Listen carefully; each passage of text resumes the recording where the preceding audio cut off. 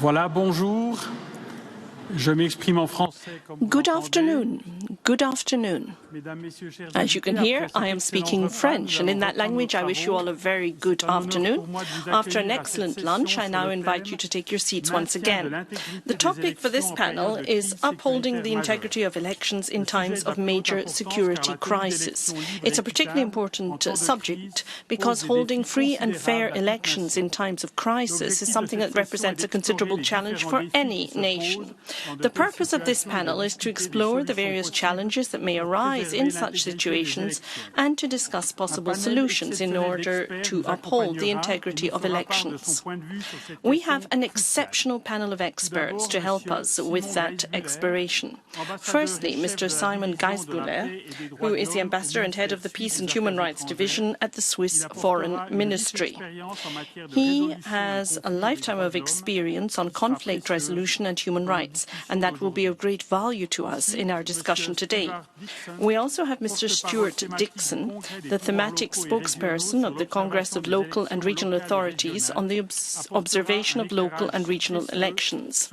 And he will shed light on the challenges involved in conducting and observing elections in times of major security crisis. He is from Northern Ireland and he has observed the situation there over many years. We also have with us Madam Irina Hadžević, who for almost 30 years has been working on election management, many years of them involving her work within the Central Election Commission of Bosnia and Herzegovina. She has also been involved with a number of associations, such as the European Electoral Officials Organization, as well as the IFIS. She is here as an expert of the Venice Commission with the Council of Europe and an advisor to Ukraine on post-war elections. We also have Mr. Vasilis Nutas, the head of European Operations, the Alliance for Securing Democracy, the German Marshall Fund in Brussels, and he has experience on foreign interference in elections and how to combat it.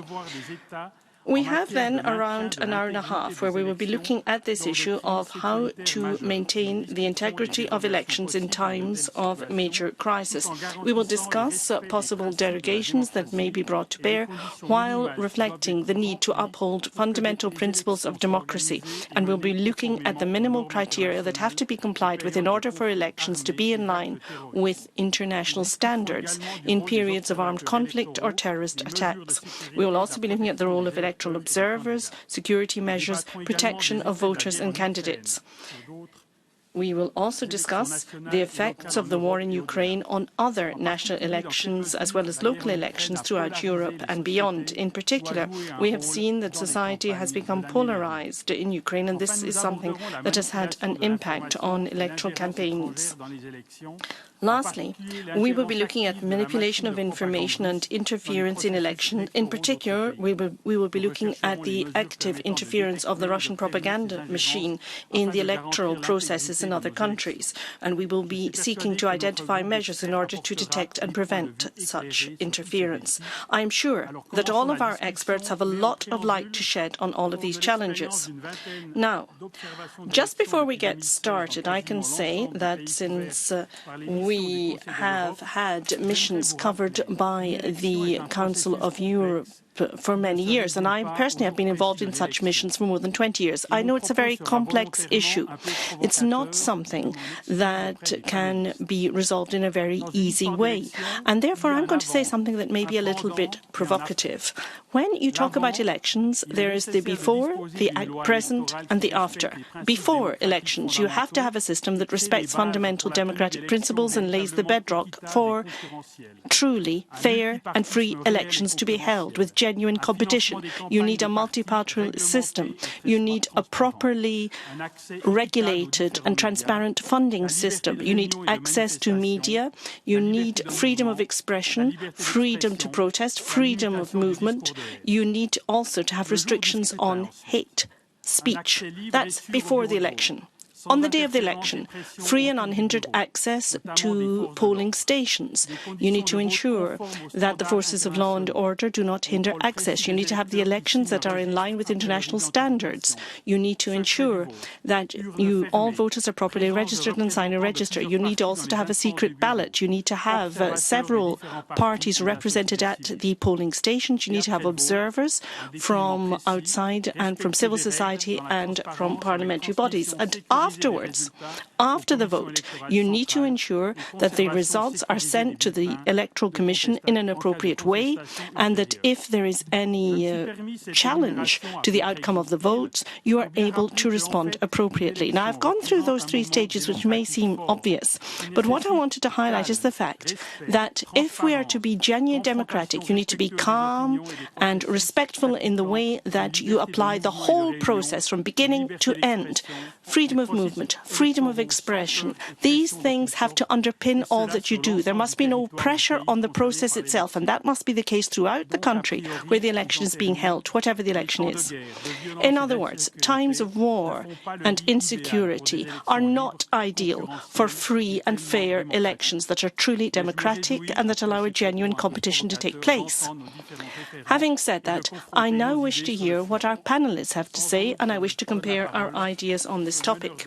Without further ado, then, I will now hand over to our moderator, Mr. David Eads. Let's dive straight into this then, because, that's a very nice platform from which to start. And I'm going to come to you, Simon, if I can, right at the top.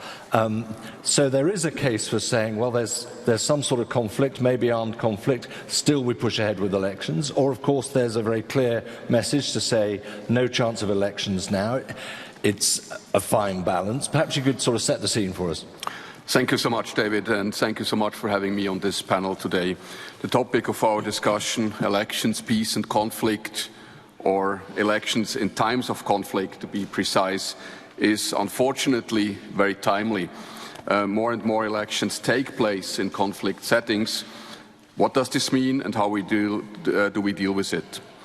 While elections clearly cannot be equated with democracy, elections and possibly other forms of participation are an integral part of democracy. They are also essential for sustainable peace processes. Elections ensure representation and accountability.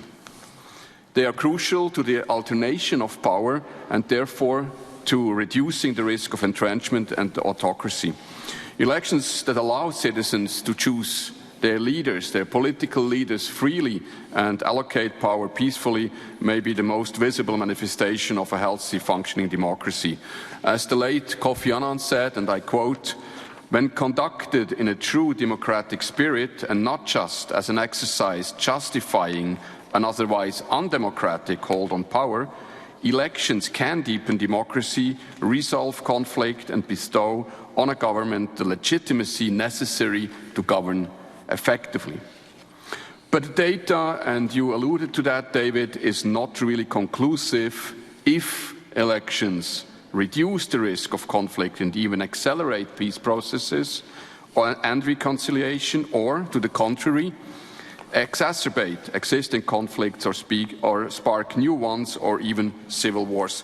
We have a long list of cases for the pessimistic, but also a long list of cases for the optimistic scenario.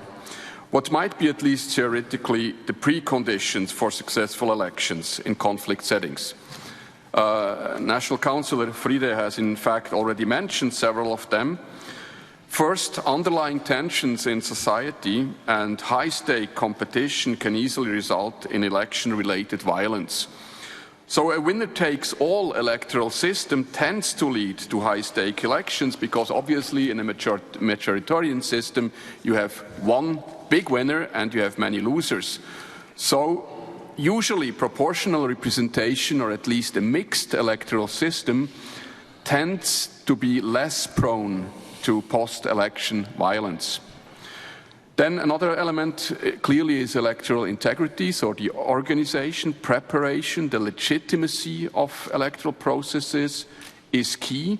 Here, technical assistance and high-quality long-term election monitoring can be helpful, and we will certainly get back to that point. Furthermore, much depends on the political actors' willingness to play by the established rules. Then it has also been mentioned before, security and the perception of security is an important factor. When the stakes are very high, and we have seen many of these contexts, conflict, terrorist attacks, disinformation, COVID and so on, when the stakes are this high, then election management bodies will struggle to uphold international standards. A physical deployment of national and international election observers will be difficult in these situations. They are, however, important to the integrity of the process. Maybe a last remark, a general remark here, a balance between the necessary protection of the rights to life, to health and security on the one hand, and the obligation to realize the right to political participation by holding elections on the other hand must be found. In each case this will look differently, and there is clearly not a one-size-fits-all rule here. What we should not forget, however, that in the long run, and there I think the evidence is quite clear, peace and democracy reinforce each other. And I'm happy to say a bit more about what we are doing concretely as a foreign ministry, but that's for a second round. We will get there. Thank you very much. Thank you, Simon. Stuart, a lot of that thinking process was in your report from 2020 about where is the balance between holding elections, not holding elections. Obviously, you also have a very deep-rooted experience in the Northern Ireland story, the ballot box and the bomb. Again, a question of balance, isn't it? And I just wonder if you could reflect a little bit on your experiences there. Yeah, David, thank you very much for the opportunity to speak today. Yes, first of all, perhaps from a Congress perspective, you've made reference to our report, which I was rapporteur for in relation to local and regional elections in crisis situations, major crisis situations, and it's quite often those local and regional elections that face the biggest crisis. National elections tend to be thought out better by parliamentarians, and I know in the previous session we were talking about what happens when there are natural disasters happening, but the political control lies with parliamentarians in terms of elections. But for local and regional elections, quite often the decision is made to go ahead regardless of what is going on in that country, because local and regional authorities are quite often key in delivering services in times of crisis to the people in their communities. So although our report portrays a lot of difficulties in member states, it sets out how there needs to be a core minimum of electoral principles to be upheld for an election to be meaningful. In fact, we provide and have resourced through the Congress of the Council of Europe helpful guides like administrative resources and how to deliver a fair election. This is not just for politicians to read, but it's also for election officials to read. And these are in sort of handy, chunk-sized reading size chunks for people to not get overwhelmed with the information. This is for people on the ground to help deliver a fair and a free election. Of course, we do write much more detailed reports on how to deal with situations in major crisis. The report primarily came about because of the COVID pandemic, but actually when we reflected through those other circumstances, that difficulties that happen for elections, then it was very obvious to us that there were many circumstances and countries that we've been in where that conflict was perhaps armed conflict, it was local unrest, it was difficulties for people crossing new borders, maybe to come back to vote. So we've tried to address many of those things. We talked earlier on about how you might postpone elections, but quite often, as I say, particularly for local and regional elections, it is important that those elections go ahead to deliver services, and services which the population can actually be confident in. So just very briefly to give you some local examples, obviously Ukraine is very topical at the moment, but for example, France derogated from the ECHR sort of guides on elections in the wake of Paris terrorist attacks in 2015. Bosnia-Herzegovina and Irina will be able to tell you about, for example, those issues that were of concern for them in relation to voter identification. Again, an area of concern. I observed elections in Georgia, where for many people who were displaced persons were in various camps on how they should be able to vote, and they were denied the right to vote in Georgia for a period of time. But then it was quite clear they were going to be there for a long period of time. They needed to have local services delivered. So it was important that they had the right to vote and how they should be able to participate in that. You made reference to Northern Ireland, where I come from, and indeed one of my parliamentary colleagues, Ian Paisley, is in the audience today as well. In reality, David, yes, there were a number of high-profile incidents happened in Northern Ireland during our troubled period of time up until the Belfast Good Friday Agreement, when things clearly settled down. In truth, all of our elections took place fairly and democratically, but what was happening were sporadic incidents of violence. For example, very famously, and I've got a paper with me today, after a parliamentary election, when the police came to take the ballot boxes to the count centre, petrol bombs were thrown at the police Land Rover, taking the ballot boxes away, not particularly because somebody was concerned that there was something wrong with the vote or it had been rigged, but just simply that they wanted to attack the police. So local politicians and electoral officials got together after that election and they said, well, you know what? If we remove the cause of the violence, which was the police were a target, so the police agreed that they would stay in the background and that the election would be conducted by local officials and politicians. They would guarantee the safety and security of the ballot boxes being taken to a count centre. Once that happened, the problem was resolved.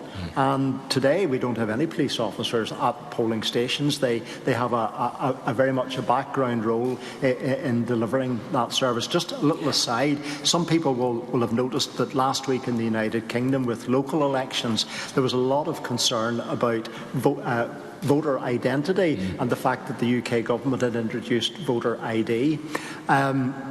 Interestingly, back in the late 70s in Northern Ireland, the UK government introduced voter ID in Northern Ireland. It's a settled matter with us. Quite simply, no political party has any concerns about it. And more importantly, the public who need identification to vote do not have a difficulty with it. We have our local government elections next week. I have no difficulty in saying that there will be very few, if any, complaints about people turning up at polling stations without the appropriate identification. And while there's been a lot of concern about what went on in England last week, I think by the time they get to the next election, it will be a settled matter. Politicians were politicians last week complaining about it, but actually, I think the matter will be resolved. Okay. Just very finally, just to give an international flavour to the type of concerns that people have about what armed conflict or terrorist attacks can have during elections. No matter where we are in the world, these things can happen. And famously, after a particular terrorist attack in New York, elections were postponed.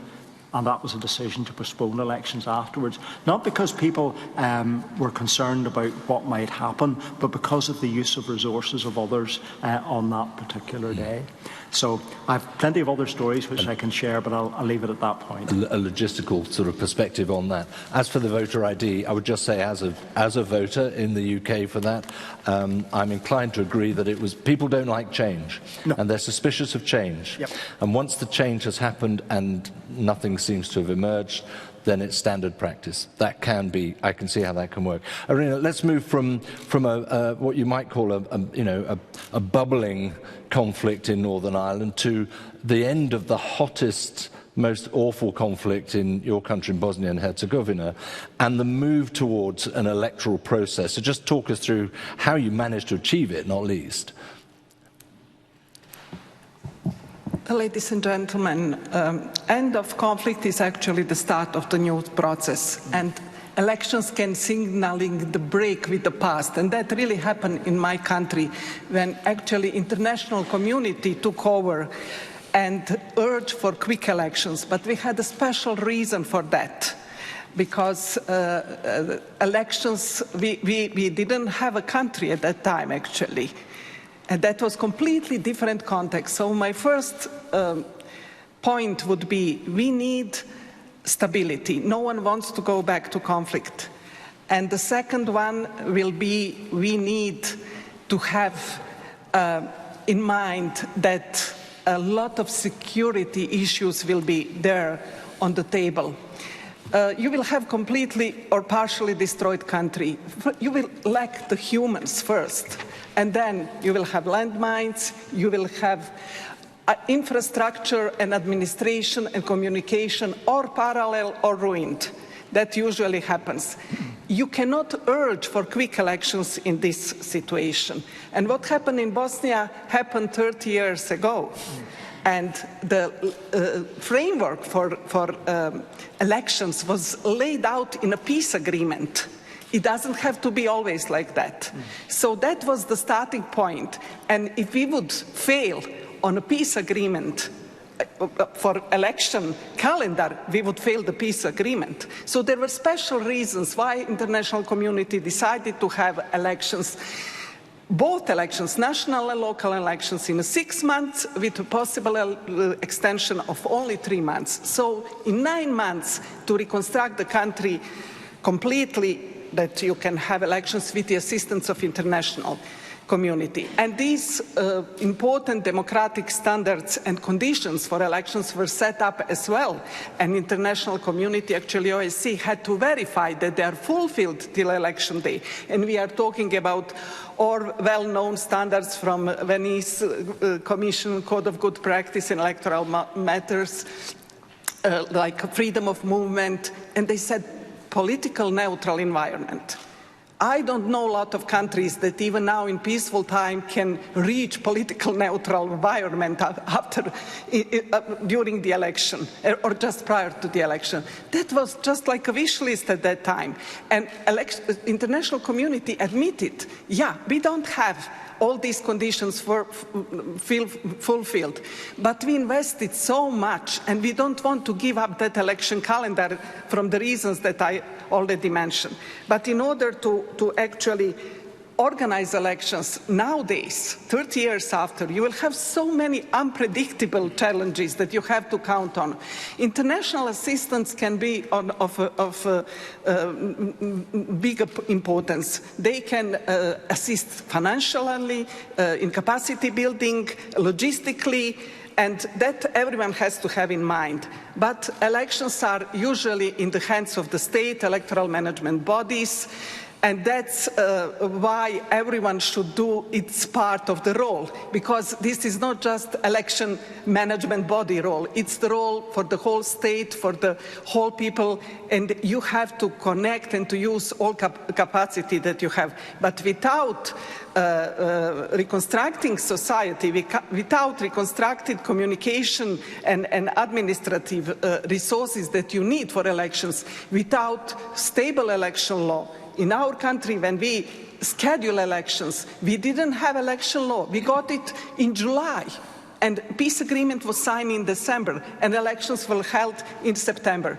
And international community, with all this money and resources, gave up to organize local elections together with national elections. I can speak about these challenges. Well, it's more, I think it is enough at the beginning. And you will, but I just want to say, you said a few times there, but this was 30 years ago, and, you know, a different time, different era. We'll be focusing on Ukraine in the second half of our session here, but there are some parallels to draw in terms of the international community's involvement, possibly.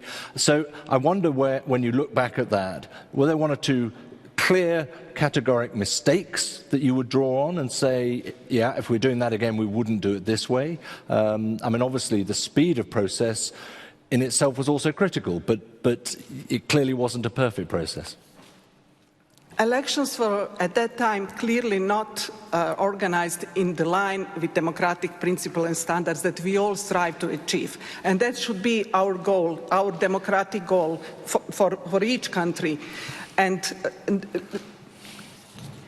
the biggest mistake was the frequent changes and amendments of the rules and regulations for elections, even after election day. And the international community urged for frequent elections, but there was a special reason for Bosnia to do that. International community strive to get multi-ethnic society again and to give the chance to other parties, not just these three ethnic parties. And this transition lasts for 10 years because we achieved the first goal to get multi-ethnic party chance 5 years after elections, although international community planned to stay only 1 year in Bosnia. The second focus of international community is to get stable institutions. And they got election commission later, but internationals left election commission in 2005. So 10 years after, we were still under this scrutiny. And election law was discussed, and we got it, but it didn't change much, and it didn't change 20 years after the war substantially. We have a lot of European Court of Human Decisions requests and demands, and we are not progressing properly. That is the biggest mistake. So I think stable election law, just take the principles from the guidelines, take opinion on Venice Commission, OSCE, European Court Human Rights decision. Much is invested. We all to know what should be proper. But we have to work. And there is a lot of things that you can do even during the emergency situation in the country, or aggression or conflict. But really interesting in working out what steps you go first, what come afterwards, and getting them in the right order if you want to achieve some sort of sense, as you keep saying, of stability. I'm going to bring in Vasilis now, because your emphasis is not necessarily on elections per se, Vasilis, but it is on foreign interference. Elections, as we all know, it feels, have once again emerged as these massive moments in our democratic cycles in a way that I think it was referenced this morning. We'd all become a bit complacent, perhaps, in certain parts of Europe in particular, at the notion of an election. So give us a picture, really, as to where that foreign interference lies, and perhaps how aware or unaware you still feel electorates are of that. Thank you, David. Before starting, I really need to extend a heartfelt thanks to the organisers, the Swiss Parliament, the Parliamentary Assembly of the Council of Europe, but also to the unsung heroes, Evie, her team, Karine, for making today and tomorrow possible. You're right. I'm not an election expert. I'm not an election practitioner in that sense, but I do focus on foreign interference. The Alliance for Securing Democracy focuses on that, and information manipulation, I should add. And why foreign interference finds a particular interest in elections. Because as you said, elections themselves have become this sort of supercharged moment, right? You don't need a crisis for an election to be important, but elections are becoming increasingly critical. And why is that? I think there is a growing perception, and in most cases, a reality behind that perception, that because we live in complicated times, we get to decide a lot more on election day. It used to be mostly about domestic issues. Now it's a lot about a country's international posture as well. And consider, for example, the European Union. Consider the potential election in a future electoral cycle of a party, of a fringe party, of a party of particular persuasion. Consider what that would have meant 30 years ago and what it would mean now. Not just for domestic issues, but also for the country's international orientation. Consider what it would mean for, say, EU unity around sanctions, vis-à-vis Russia, relating to the war in Ukraine, and so on and so forth. But there is an additional reason why elections are becoming more important, and politicians usually say this election is the most important in a lifetime. But in hindsight, every subsequent election seems more important than the one in most cases. And I guess the main reason why that is because We live in backsliding times, and in backsliding times, and even in mature democracies, even where democracy is meant to be most securely rooted, but less so, far less so in backsliding democracies, elections are seen as the ultimate frontier. It's the ultimate frontier for many of the democratic forces in the country to play and win the democratic game until it's no longer important. So the importance of elections is going up. What does that tell the bad actors out there? It tells them that elections are a much more profitable target to target, to interfere, and to influence. And why do they do that? They do it because it's cheap. You don't need fancy equipment. It's fairly cheap to do it. It's easy. You can train people to do that and do it well, and it doesn't take a long time. And it is fast, both in terms of how quickly you can spread the message, but also in terms of how quickly you can see results. Maybe we can talk about how that is done in a moment or so, but I wanted to say that as an expert in these issues, I should say that we're not there when it comes to political and societal recognition of how harmful, how impactful foreign interference can be. Not just for elections. Somebody said that election isn't just about election day, but for our democracy and our democracies.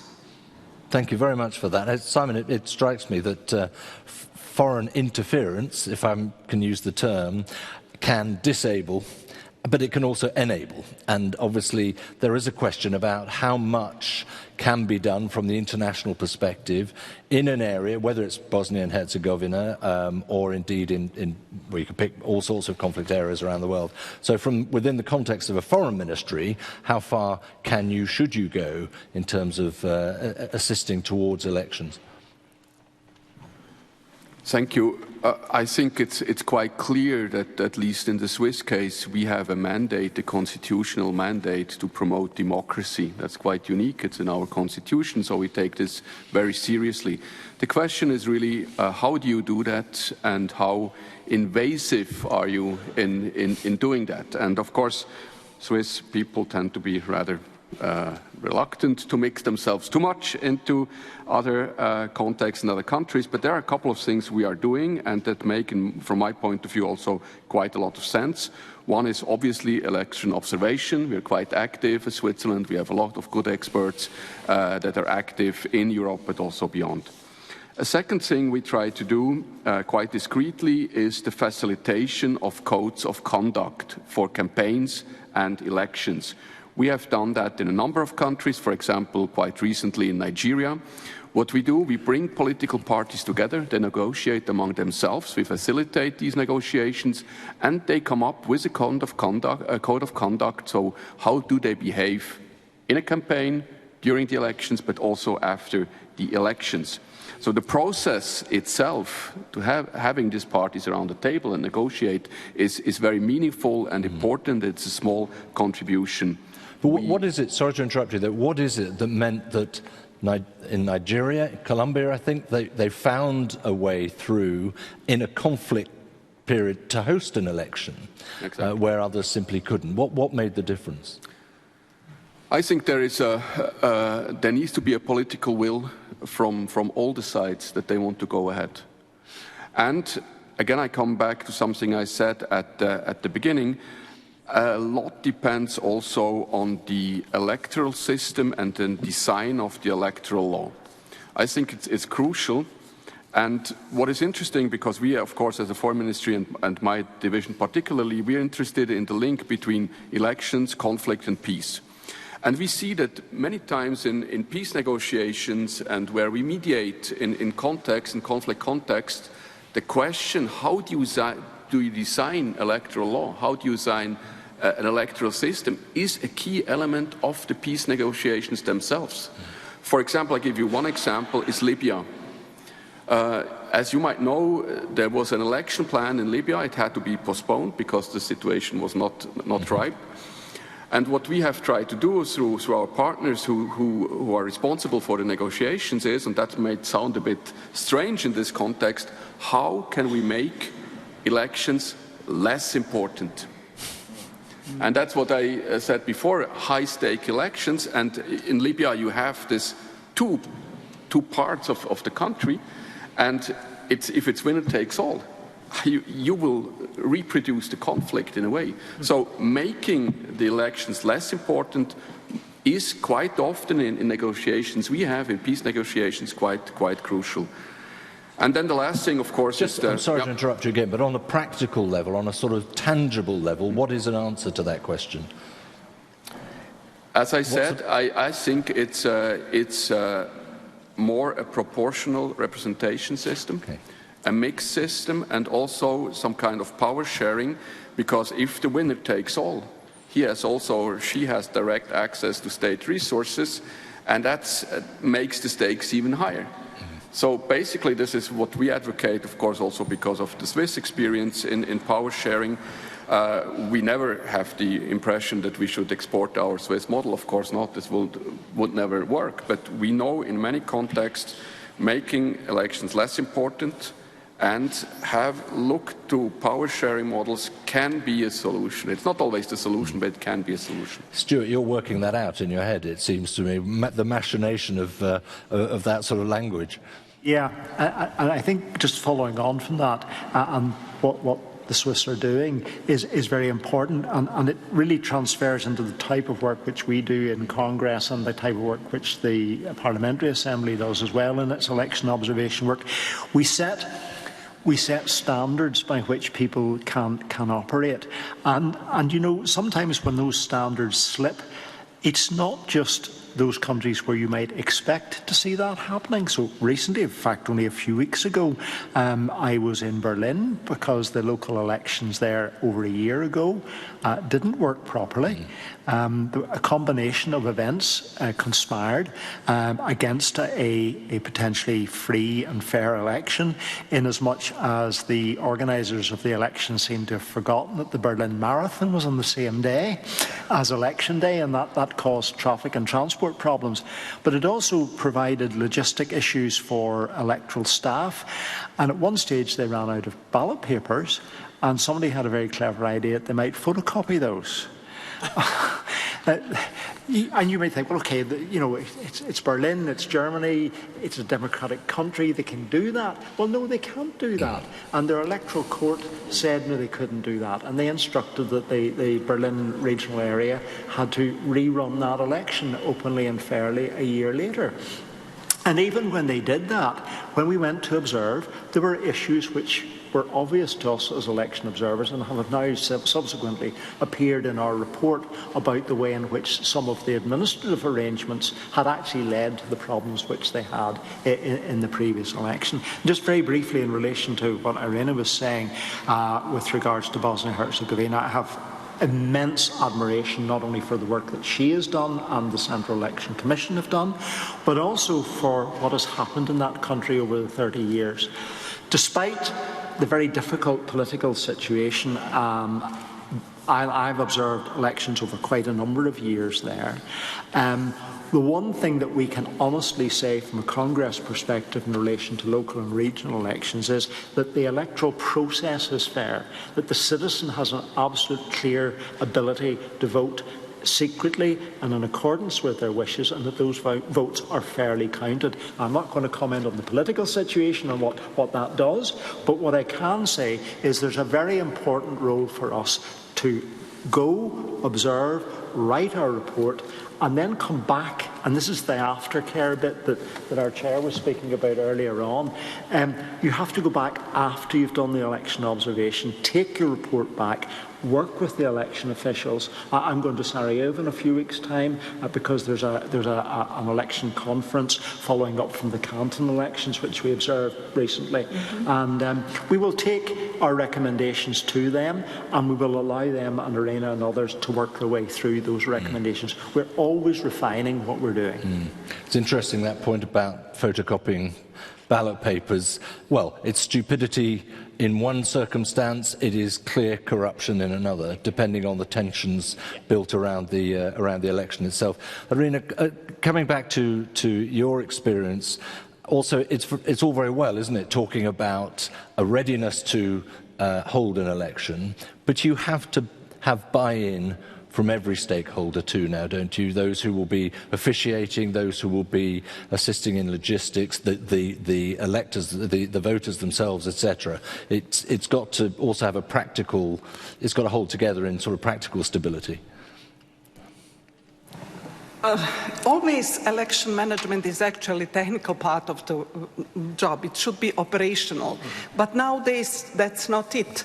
All these initiatives, how to improve, at least in my country, are sent from the Central Election Commission. I have a feeling that there is no real interest in the real problematic of elections conduct without election management body. But very often we are completely aside. So I think that election management body should be a part of all these important processes. For example, if you want to postpone the elections, if you cannot have elections, if you plan, who will assess feasibility of the future elections? That is, for me, crucial. And if you put election management body who knows how it practically works out of that process, you, as a state, you will lose. So everything is there. We just have to follow. We admire the work of international and domestic observers and political party observers. Everyone has its small role, but we believe international observation much more because their reports are based on the international principles and standards, and they are the guidelines how to improve, clear guidelines. And it's so easy, just follow the steps. The biggest problem is when in non-election year you are doing zero and you are not progressing. And we feel very sorry when we do not get observers, which happened during the COVID time, let's say. So we know that it always can be better. Look at the OSCE reports. And for all these very well-developed countries, none of us is doing great. So there is always something that we can improve. And we are surprised with these small mistakes that are somehow very big mistakes. And when you analyze your process and when you invest your time in non-election year and much, let's say, in advance to look at the gaps, then, and if you do it inclusively with all possible civil society, media, academic, political parties, institutions, agencies, that should be such a treasure in the country that you have and that you do not let's say, use. That's the biggest mistake. If you find the gap, then plan the steps how to correct. Sometimes for me, when I start, and I will now say something very personal, when I started to work as a part of international community employee in 1997, in the beginning in my country, I thought that we are doing great, and we were so happy that we were able to conduct elections. We knew that they are below democratic standards, but we could move forward, and election results were accepted. And problems continue. And I hope that 30 years after, I will be the best in what I'm doing with so many years' experience, and that my work will be very easy. And nowadays, I have last, let's say, 7-10 years, the most difficult time with conducting elections. Like, I'm completely new in the Commission. Something is wrong here. Vasilis, if we look at that question of, as Irina was expressing it there, you know, there's a growing awareness as you build up to an election of all the challenges around, not least foreign interference potentially, but that drops off when the electoral questions are not being asked so much. It's just the day-to-day of politics. How can you change that, do you think? Because there seems to be an awareness at times of foreign interference, and then it disappears. You're right. I would say that many of the good actors do forget about the importance of foreign interference, but the bad actors don't.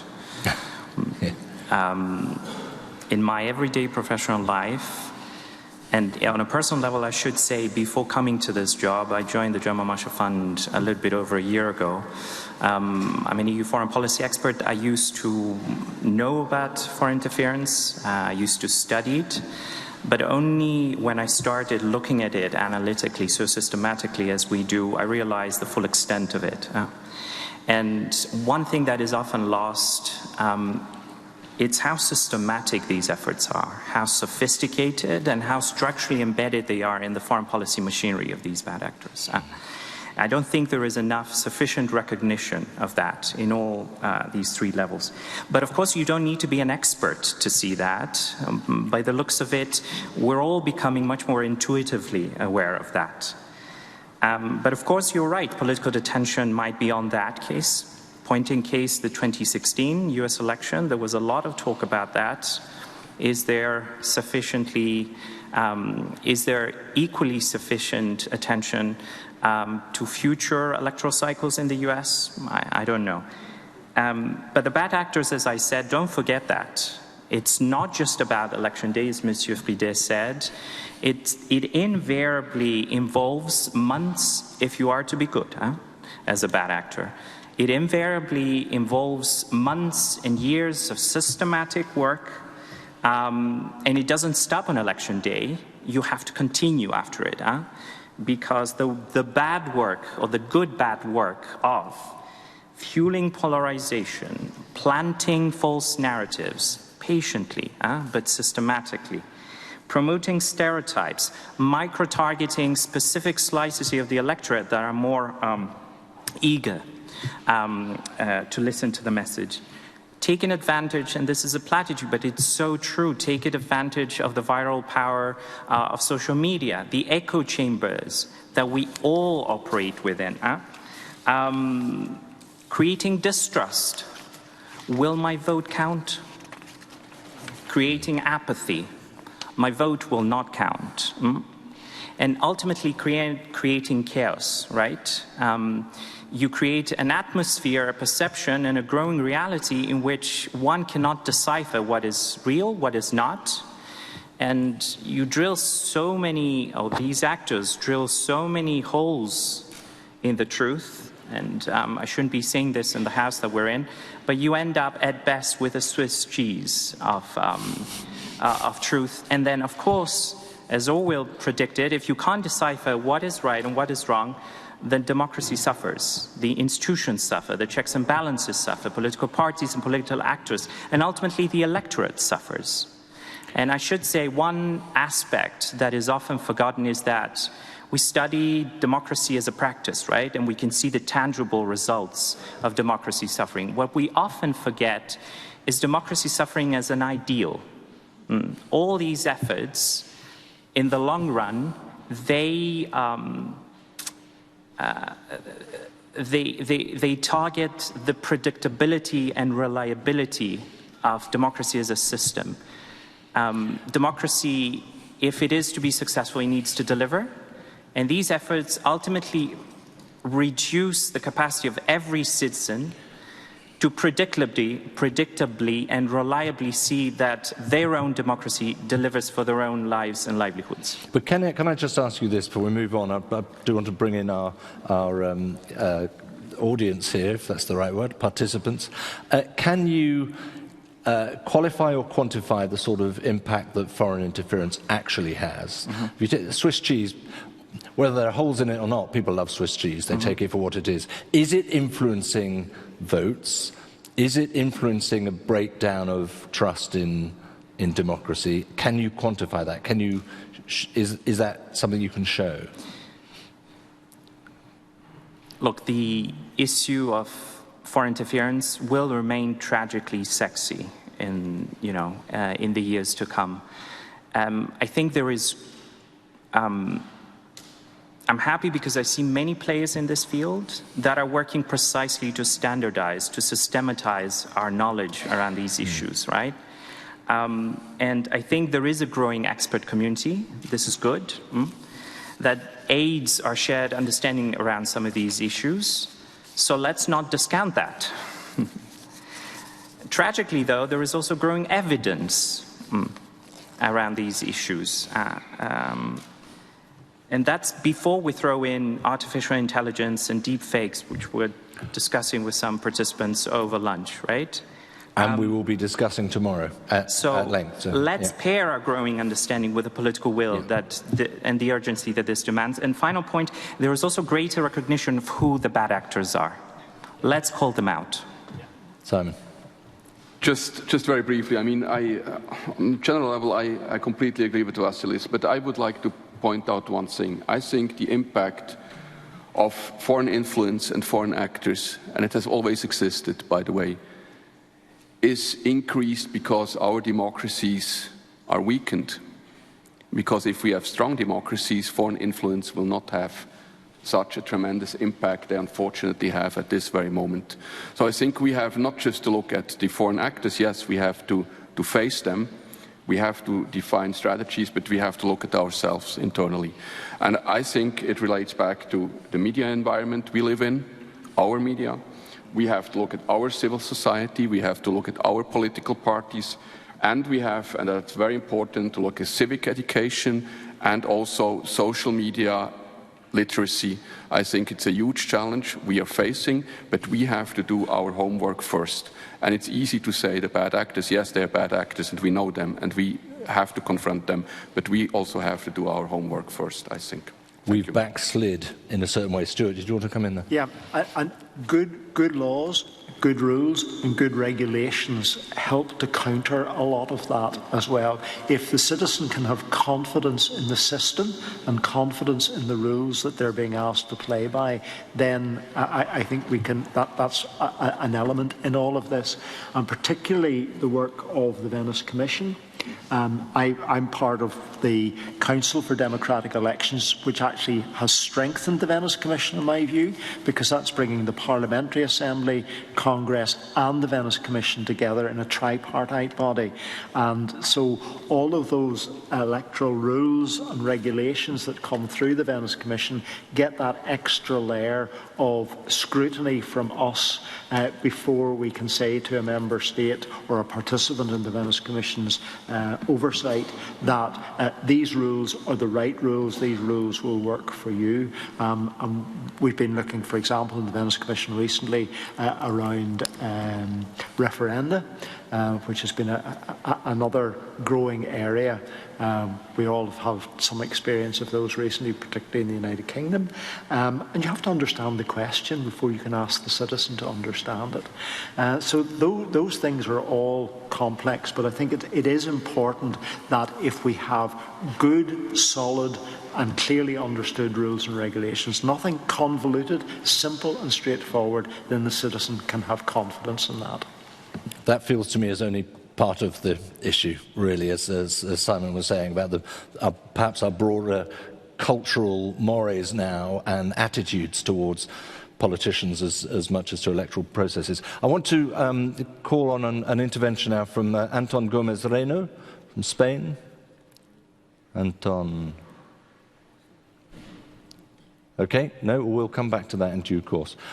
In which case, let's just focus for a little bit on some of the realities of what you can and can't do within a conflict situation. We've talked a lot about alternative voting measures and methods. What is a sort of reasonable step to take? For example, in Bosnia and Herzegovina arena, maybe 30 years ago, there's an awful lot you couldn't remotely have done in terms of alternative voting systems. Is anything fair game now if it means that the voter will get a chance to vote, or is a question like registration fraud still simply too easy? Just like slightly to go back, because you were asking about this foreign interference, and for me, the last point from Vasilis, we don't know who the enemy is. That is the biggest problem. But it doesn't mean that we are not going to be prepared. That's our role now. Let's prepare for different scenarios, cases, but we cannot do it alone. I always speak from the position of election management body, but there is something that when we had foreign interference immediately after the war, when we were conducting elections, elections. It reflects our voter registration, especially out-of-country voter registration, when actually people who left Bosnia, voters who stayed in Serbia and Croatia, were mostly in Serbia at that time, forced to vote for their future municipality. And that was one of the rules and regulations implemented by Provisional Election Commission that was completely wrong, because it simply clarified ethnic cleaning if people would opt to vote for their future municipality. And the next election, they immediately changed it. Then you know what is the problem, then now we have a lot of this that we don't know what to do and how to do. And so there is a lot of this like a set of principles. I think that actually principle of freedom of expression should be translated into digital environment, as it is one of the principles set up by Venice Commission when we are talking about use of digital technology. And there is much more that we have to work, not just on the state level, but also this global cooperation, how we will find evidence if we don't assist to each other and learn from each other, even mistakes. I'm not talking always about benefits. But what you can do much prior to the elections, look at your voter register, see who left the country because it had to, because you have aggression, you have whatever, violence in the country, a conflict, war, who is displaced, can you count that these people will have all proper documents when they arrive? How much time they spend out of country? Will you actually restrict the voting rights? Because the democratic standards related to that are very, very serious. And you will have to think about alternative voting methods. Do you need them or not? You will have to think about future reforms. You will have to look at maybe war criminals and the process that should be finalized quickly. Would you like to see them as a candidate or to give them position? So there is much. If you go step by step, make a roadmap with all these steps and invite everyone who could be of any kind of assistance and ask for assistance, I think that now that is something that we can freely and with goodwill all do for each other. Okay, thank you very much indeed. Can I just ask out here, how many representatives have we got from electoral management bodies with us here from different countries? Yeah, we've got a good few. I just wonder if any of you would like to share your perspective a little bit on what you've heard and perhaps how the situation is within your own areas of jurisdiction.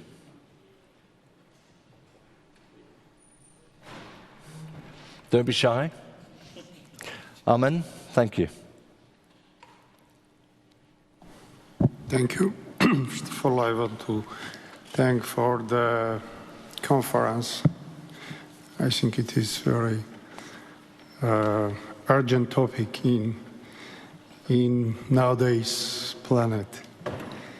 And yeah, we have experience and during the pandemic situation, because we postponed the referenda, nationwide referenda, and even after that, it was cancelled. And after the pandemic emergency situation, because during the emergency situation in our law, the regulation of our law doesn't allow to organize elections and referenda.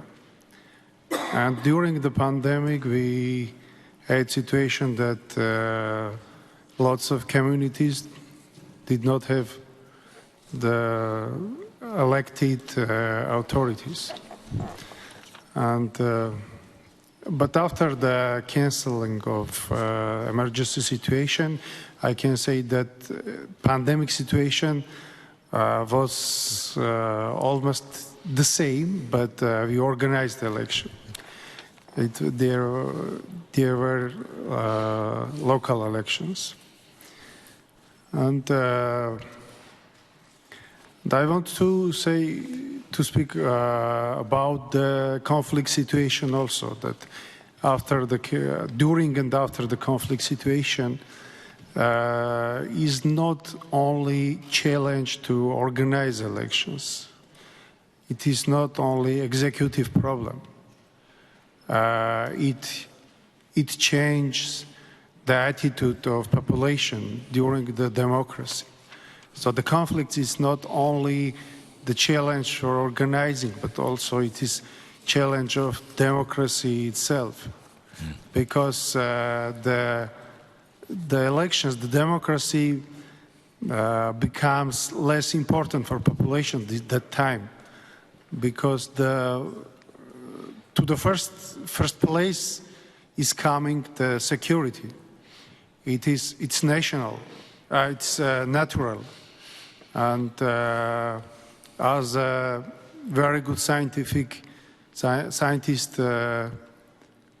Maslow says that the security is the first demand of person. So, and at the end, I would like to kindly say that there are another conflicts also in the planet and in the mandate territory of Council of Europe. And we can bring the examples from that also, because the Russian-Ukraine problem, conflict is not only the example. And again, I would like to say the organizer, thank you, because it is really a good topic. Not good, but very demanded topic. First session also was, I think, interesting, and I hope tomorrow also we will speak about the important issues for electoral bodies. We will do that. We'll keep that going. And thank you very much indeed for that. For thank now, you too. Just behind you, Julia Spisho, would you like to take the mic? Thanks a lot. I unfortunately don't represent election management bodies. I want to start with thanking the panelists for such an inspiring discussion.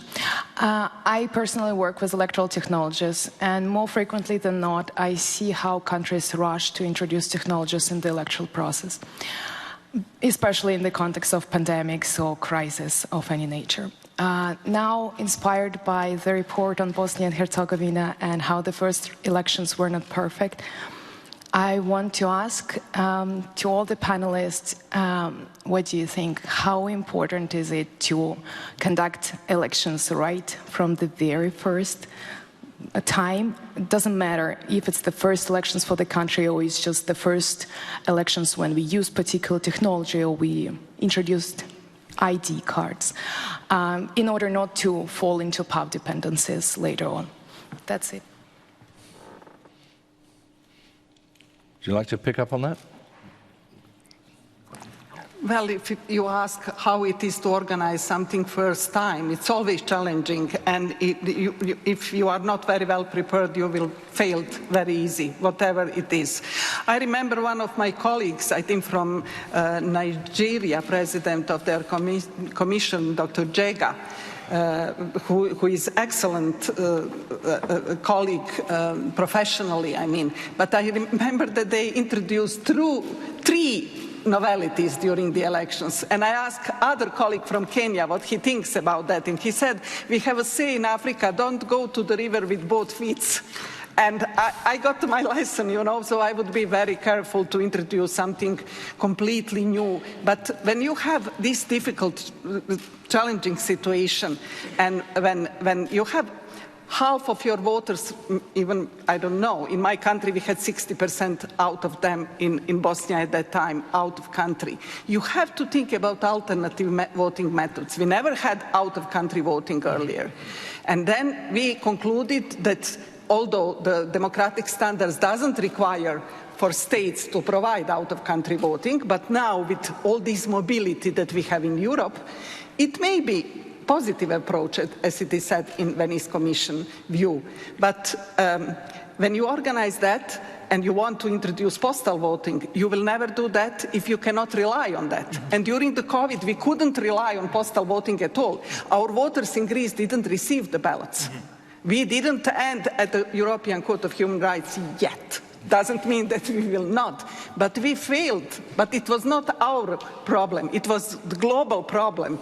And then maybe if we would have enough money and all possibilities in the law for this unpredictable situation that will come, not maybe today at first elections, but later, we could know what we will do. Maybe we will have a backup solution. That's why we have to be very focused and to work very hard. There is a lot of things that can be done. I always say elections should be the last phase when everything is prepared, when you ensured everything, not something that you test your democracy. Never a test. Very good point there. Stuart, you want to quickly come in on that? I think just very briefly, whatever systems you use need to be tried and tested. You need to have a very clean electoral register so that the citizens, it's all about the citizen having confidence in the system. And just very briefly, the Irish government across the border from us, I think approximately maybe 20 years ago, purchased electronic voting machines. They're still sitting in a warehouse, never used, because when they bought them and tested them, there was a great deal of both public disquiet and they think they found some glitches in them, and they've never been used. A lot of money sitting tied up in those machines. You need to be absolutely sure that the system that you're going to run your election by has the public's confidence and has been tried and tested. So we'll come on to the tech question and that interference tomorrow. I understand that, but there's nothing wrong with a piece of paper and a pencil. Yes, briefly, Vasilis. Thank you. Just a quick word. I spoke in my initial intervention as to why I think these bad actors see elections as much more profitable targets. But if you reverse the logic there, you'll see why it's important for democratic states to run elections impeccably. Because if they don't, if there is a single mistake, those bad actors will be there to magnify, to insert in the public discourse. And just going back to something that Simon said, just telegraphically so, I'm all in favor of not overestimating the problem. Of course, it's much easier for foreign interference to be effective in a society that already has fissures. And foreign interference, it is most effective when it is there to fuel rather than create those fissures. But my understanding is different. I think there is not enough recognition of the issue. And in between overestimating and underestimating, I would caution against both, because we tend to do, and that's my understanding, to do more of the latter rather than the former. Thank you. Okay, thank you very much indeed. We're going to get a perspective from Georgia for a moment now, from Georgi Kalandarishvili, who is from the Central Electoral Commission. Sure, with pleasure. Thank you very much, David. Georgi Kalandarishvili, chairperson of the Central Election Commission of Georgia. So, honourable members of Parliamentary Conference, first of all, let me thank the respective speakers shared with us from both this panel as well as from previous panels, very contributive and interesting information that might be useful for our election management bodies in our endeavours that we deal with that. I'm more than delighted and honoured to have the opportunity to be presented here in front of you and share with you the matters of utmost importance. I'm fairly confident that today's gathering generates a unique platform for discussions and creates a valuable and esteemed environment. In regard coming out from the topic of the panel in regards to how to be fair in warfare, as you all know that the 20% of Georgian territory is still under Russian occupation, and therefore in early times, in 90s and then later on in 28, and this challenged the government and challenged the election administration to deal somehow with the voters, refugee IDPs that we call them, in order to give them the equal, to ensure the equal suffrage for these people. But currently it's not pretty much challenging compared to the issues that has been raised in our agenda, that is related to the cyber attacks and foreign interference in the Georgian elections. Just recently in December, Georgian legislators have amended changes in the law according to which in 2024, next general parliamentary elections, we will have technological interventions where 90% of Georgian voters will experience, on the one hand, voter verification, voter registration machines, and on the other hand, vote counting and vote casting machines. Just recently, 1 week ago, on 29th of April, we have conducted midterm elections in 10 municipalities, and we can say that the pilot, so-called general rehearsal, has been conducted successfully, besides some technical issues that we have identified. But still, there are some concerns raised from different stakeholders, requesting from legislators to give the possibility to Georgian voters residing abroad to have the possibility to participate in elections using some of technologies or even e-voting, but taking into consideration the risks and threats that there are from our, especially from the region, from the perspective of foreign interference in this process. The legislators have made the amendment according to which no electronic means will be used for voters residing abroad, and this somehow ensures the risks that are in this process. But still, it becomes the challenge to give the possibility to all voters being present abroad. But besides this, not only foreign interference, but as well as disinformation campaigns are becoming very crucial for the election environment and for the democratic processes, ongoing processes in the election in Georgia. And therefore, I will have possibility tomorrow as the speaker of one of the panel to share some more information with that regard. Thank you very much. We appreciate that, Georgi. Thank you very much indeed. Barbara Beria at the back, please. Thank you very much, ladies and gentlemen. I would like to share a few points from a Swiss perspective. I couldn't agree more on what my colleague, Ambassador Geisbühler, has mentioned before. So disinformation is also a concern of Switzerland. Until this day, we have seen no signs nor had any indication of security policy relevant interference from abroad.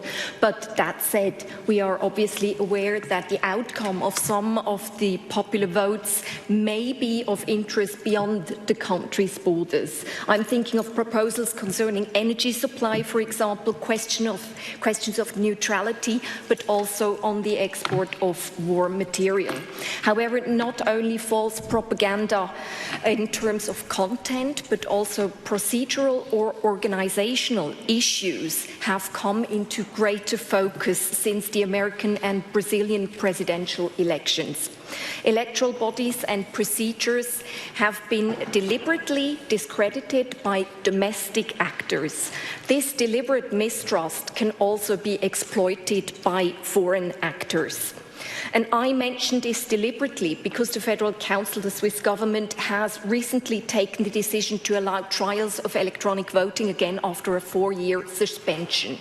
But the deliberate discrediting of the e-voting system and deliberately fomented rumors about alleged manipulations on a larger scale could have a destabilizing, if not democracy-destroying effect, and are therefore part of our risk assessment. So that said, Switzerland has taken a number of procedural safeguards against interference from abroad. Let me just share a few.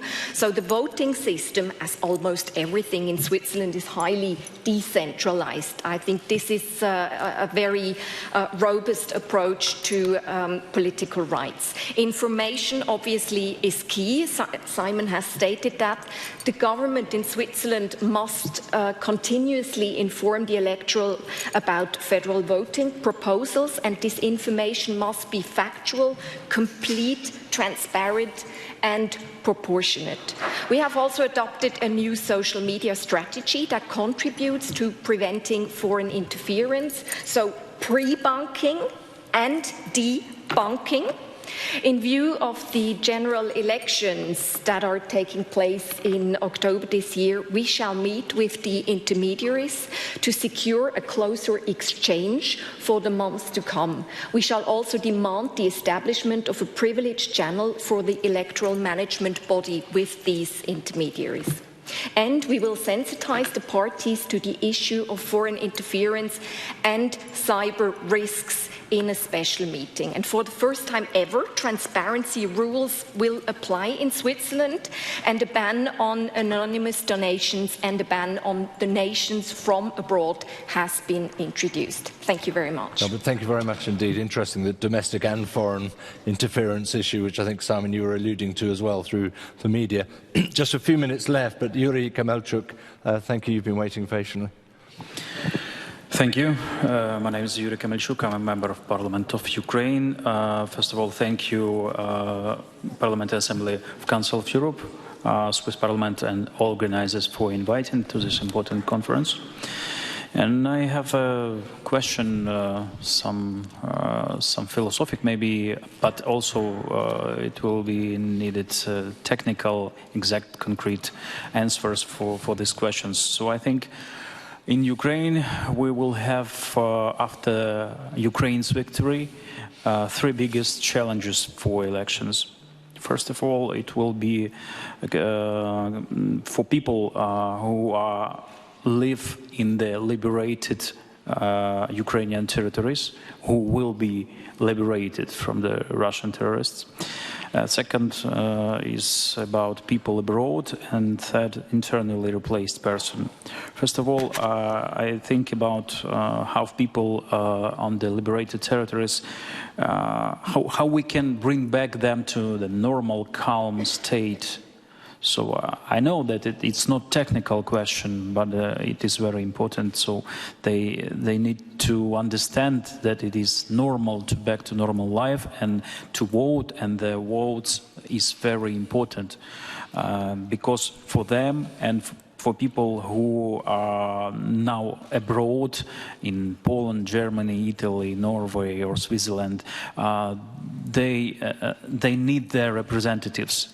So it's another question. So how technically organize normal elections for 6 million people abroad, 6 million people in Ukraine? Can I just interrupt you, Yuri, because we've got a chance to focus very much on Ukraine in a moment. I appreciate those comments, but I did want to get a couple of last questions in. Next to Alexandra, I couldn't quite see, sir, your name.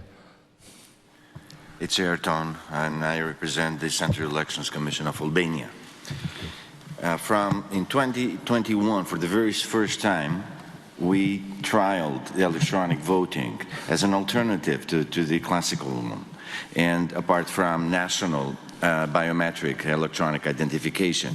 But that it was a prerequisite of the opposition party. They wanted the biometric identification, while the electronic voting was supposed to be to try a new future part. And that was in April 2021, was pandemic was, very much of a reality. And basically, on Sunday, now 3 days from now, we will try the fourth procedure of electronic voting, and 1,000 fully electronic device in the country.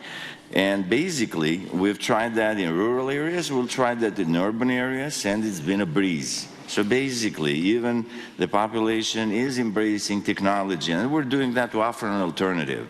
To offer an alternative, because sooner or later everything is changing, and sooner or later we have to change ways as well.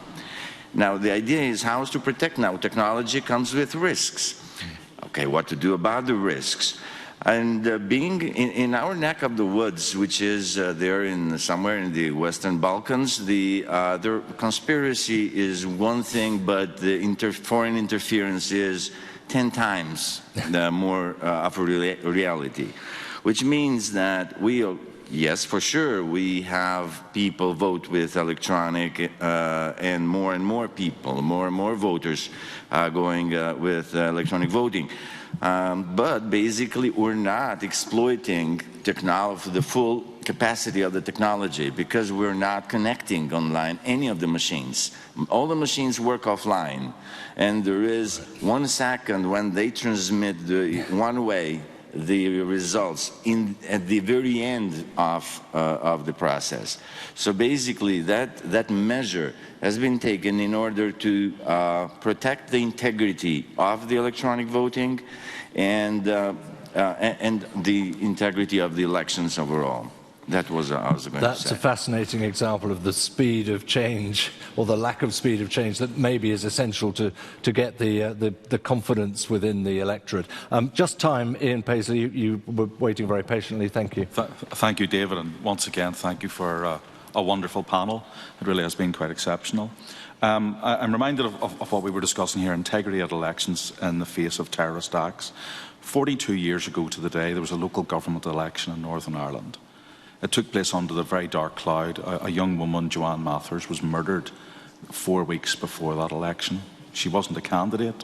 She wasn't involved in the election. She was a census gatherer, a civil servant, doing her job to make sure that the integrity of elections was secure. And it's just a moment to remember her at this point, and what is really at stake for all of us, and what we're discussing today, thankfully in a very peaceful situation. But what is really at stake? It is the highest things that are at stake, and getting this integrity at elections right is absolutely key. Simon, I've been the victim stroke experiment in elections under STV system and elections under first past the post system. I must say, post-election, first past the post, my lived experience has been much more calm than my lived experience post STV, but that's just the nature of politics in Northern Ireland. Could I ask you, have you any views in terms of referenda? We've come out of a referenda in the United Kingdom. It was a very narrow majority. The lived experience has been very, very bouncy since then. In terms of referenda, do you look at models where we protect majorities, where we extend majorities, weight majorities, both in terms of turnout and in terms of result? Does that help in terms of creating calm post-referendum? Quick riposte. Very quickly. From a Swiss perspective, many referenda that are called referenda are in fact plebiscites. And these are two different things. Because very often in these referenda you organize every 20 years you have one referenda, or every 10 years you have a referenda. You in fact not vote on the issue, but you punish the government, or there are other issues that come into the equation. And that's why what also Stuart said, it's about the question, but it's not only about the question, it's also the context where it happens. So I think you cannot really compare the Swiss experience, where you have this referenda all the time and you really vote on the specific issue, and the plebiscites would come up and you punish your government, or you vote yes or no for a completely different reason, which have nothing to do with the question itself. So I'm quite reluctant to give you a different answer from what I just said, but of course we could have organized another panel on this issue because it's important, and we see, and you're right, that in many parts of the world, you see more and more referenda. And how we deal with that without having the experience, the tradition also in having a debate about issues and isolate them somehow from the broader political debates, I think that's a huge challenge, and unfortunately I don't have a good answer for you on that. There's your answer for now. But I think you're right. There's another topic there to be had. Look, my time management has let some of you down. I apologise because we've run up on the clock. But maybe for our next session, it might still be relevant, Erkin, to join us. Apologies. And to my panel, I must apologise because you're all meant to have a moment for a conclusion. But I've gone way over the clock. So I'm going to ask Pierre-Alain to conclude on all your behalf. Voilà, merci. Thank you very much indeed for this very interesting panel. Thank you to our panelists. Thank you to everyone who's taken the floor to make comments and ask questions. I'd like, if I may, to perhaps play down the seriousness of the situation. Of course, we have very serious fake news issues that have been mentioned. Well, the Gruyere does not have holes, David eats. Please don't forget this. I think we need to reassure people here. If you want to eat Swiss cheese, Swiss gruyere does not have holes. And it's quite an important piece of information to bear in mind. It needs to be clarified, of course, to you all. Now, at the beginning of the panel discussion, I expressed my feelings with regard to how I saw things, and I thought it was difficult to deal with in substance the whole issue of the integrity of elections and when there's a major crisis occurring. It's almost impossible to do this, I think, but from what I've heard from the different panelists, they talked about elections being held in countries that are experiencing difficult situations, and elections could be one way of making progress. And what I've also noticed is that the aim of elections is to bring stability and appeasement as such, and not to compound conflicts and tensions. It's quite a difficult balancing act here. With regard to outside interference, I'd like to flag up a book that was published not long ago in France by Raphaël Glucksmann, who is a French European MEP. It's all about how Putin is waging a war on our democracies, and this book shows very clearly, in a very interesting way, just how Russian services are trying to spread chaos to our democracies, and this was expressed very well by Mr. Duzas earlier. And the last point I'd like to make, if I may, is something that I think perhaps is quite difficult to say, but of course, over the past few months, we have had one case where in a war zone, elections have been held. This is the sort of so-called referendum in the Ukraine-Russian oblasts, and I think the Venice Commission would agree with me on this. This is not a way of holding elections. If you have pro-Russian authorities and armed Russian servicemen who go from one house to the next to collect voting slips, and I think this will never be a criterion that we can accept as current democracies. To be able to vote, you need to be able to have a free and fair choice, and it's not under the threat of a Kalashnikov that you can go and vote. So this is what I had to say with regard to the panel. Thank you very much, and long live democracy. Thank you. So, Can I just say one more very important thing? I'm very sorry to say so. Can I take this opportunity to remind you of one thing? The organisers have asked me to do so, that you are all warmly invited this evening to a reception to celebrate the 60th anniversary of Switzerland's joining the Council of Europe. The reception will start at 7 o'clock this evening at the Casino.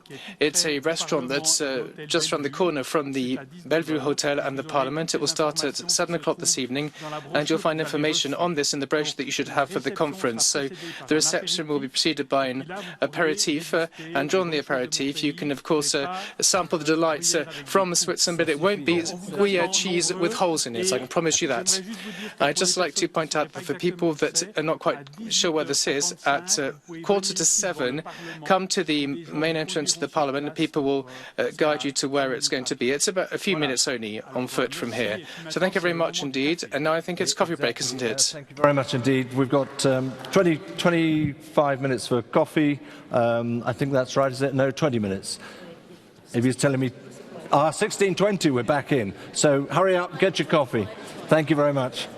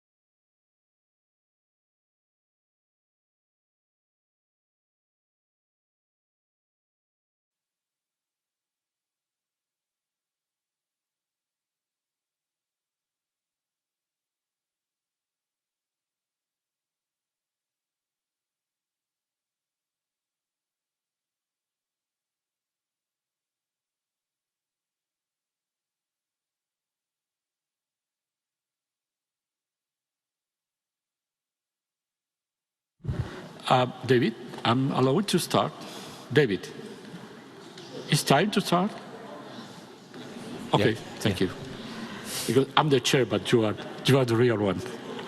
Well, thank you, colleagues. Thank you for this kind invitation to the European Parliament. I always feel at home when in an hemicycle, and there is a lot of friends in this room that I met in my period in the Council of Europe, in the OSCPA, in many electoral missions with other excellent officials. Well, let me introduce you the perfect storm. That is a good way to depict the challenges that Ukraine is facing in the coming years after the victory.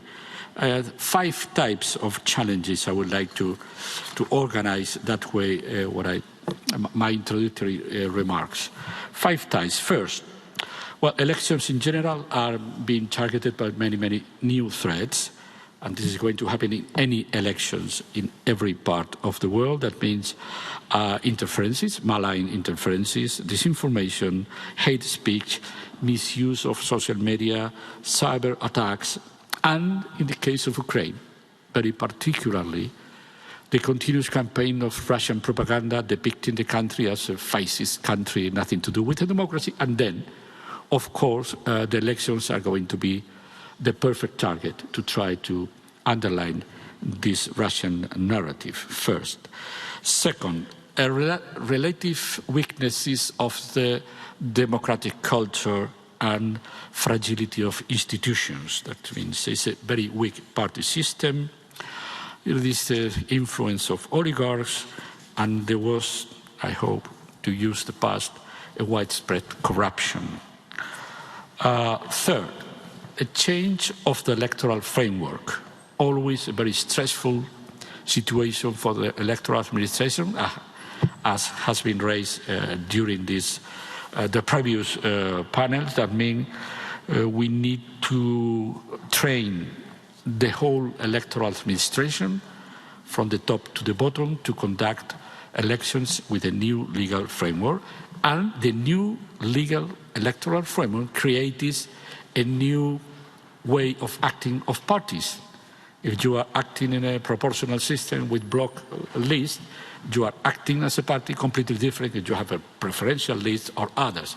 Then both actors have to be reshaped, the knowledge and the attitude. 4, of course, the war, the most painful and disruptive situation that a country could suffer has been raised. I'm not insisting.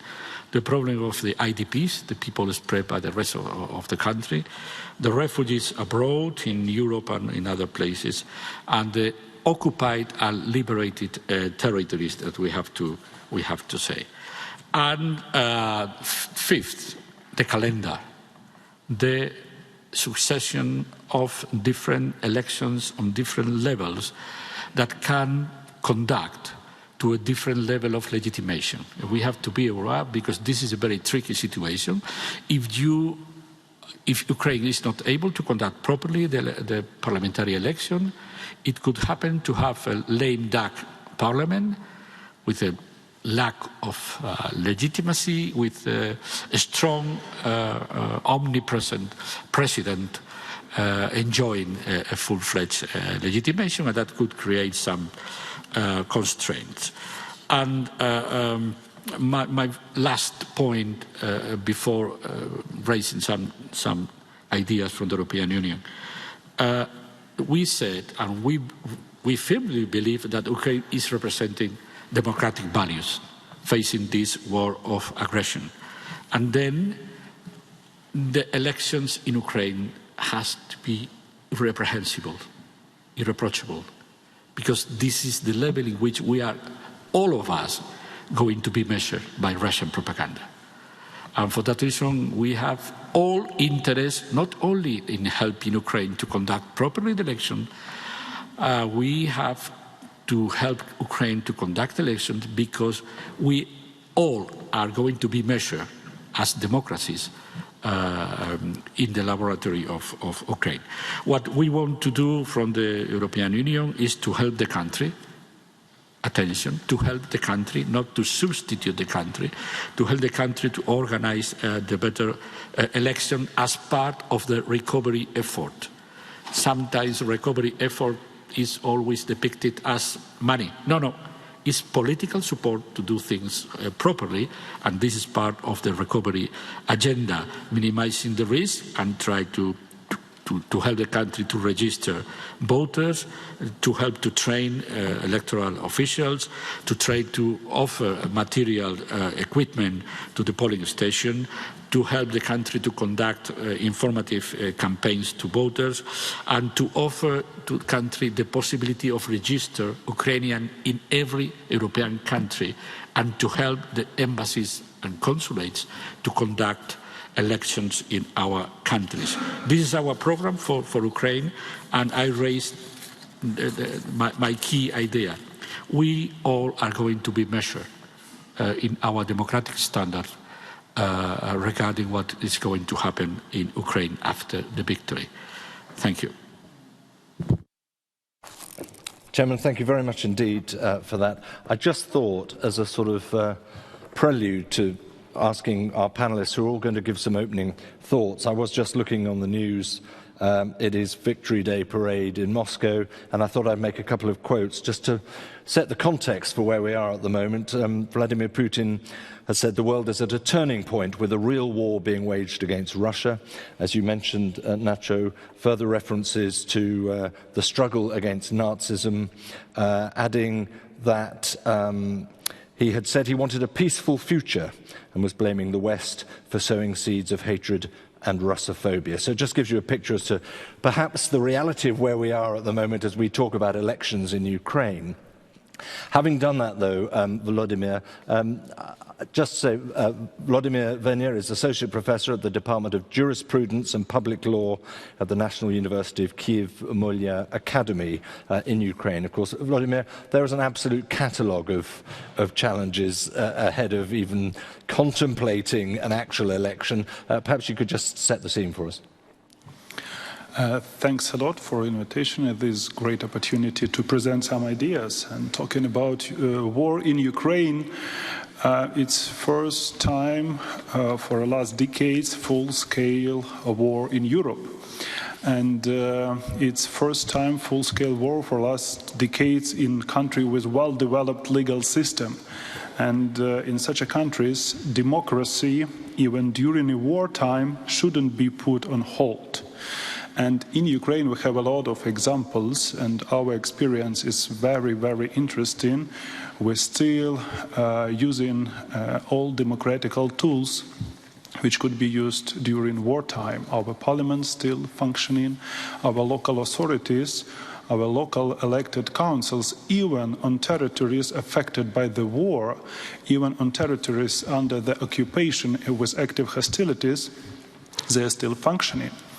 And talking about that, having very open local authorities, we have another very interesting trend. Our military authorities and central authorities, they refused to use constitutional powers to concentrate power in their hands. So we still have decentralized tools to balance democracy and wartime challenges. So from that perspective, it's really crucial to preserve this trend for post-war elections and take care about elections as a value. From that perspective, first post-war elections in Ukraine won't just be about printing ballots, preparing polling stations, or taking care about the voting or counting procedures. From my perspective, it's a very deep problem to develop special competitive political environment for people not only to participate in the elections, but to trust to the process and to the results. From that perspective, it's crucial to talk not only about organizational issues, but also about political culture, about a functioning of the political parties, or the freedom of speech of the political parties' activities, even in wartime right now, and of course have a proper legislative regulations. And talking about legislative activities here in the Swiss Parliament, it's really a huge honor for me personally, but I think Ukrainian Parliament should take care about the future elections right now, and one of the first steps is to divide Ukrainian territories on 3 types. First one, where we don't have really huge threat for a democracy for future elections. It's central and western Ukraine. Second one is the territories with a short time or a short period of occupation, or affected not really harmful of the active hostilities. And third group is the territories which were under the occupation for years. And I think international standards on elections and democratic institutions functioning should be applied differently for all the territories. And from my perspective, especially for third group of territories, it's really crucial to talk not only about democratic standards, but also about peace-building standards. And, for example, implementing of UN peace-building standards like DDR, security sector reform, or transitional justice tools should be a key precondition for holding free and fair elections on that territories. Thank you.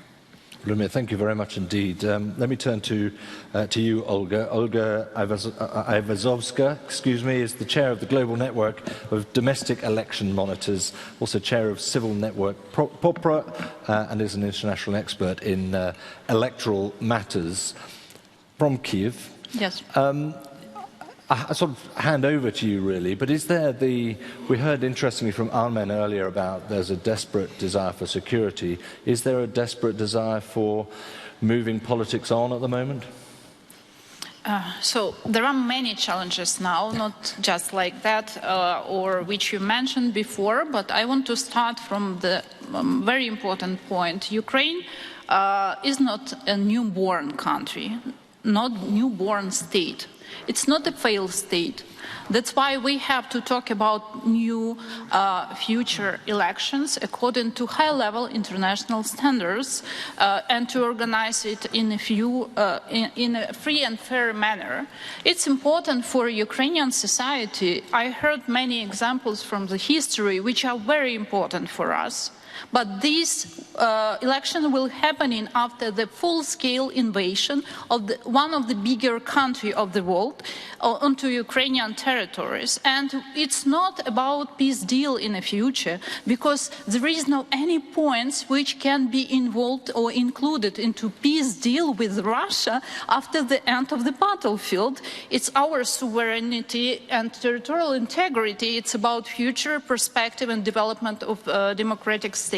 That's why we have to talk how to help Ukraine to develop preconditions to have free and fair election after the end of the battlefield. Russia will continue to attack Ukraine, but in other manner, and we have to understand that Ukraine now is the most mined territory in the world. That's why we have to talk about cyberspace, territorial integrity, security for the people, information, institutions, and each and everyone who are going to participate in elections in Ukraine and outside of Ukraine. Because as our colleagues mentioned before, we have 8.5 million of Ukrainians abroad, and majority of them have electoral rights. At the same time, we have more than 10 million of Ukrainians which were relocated because of full-scale invasion of Russian Federation inside their countries.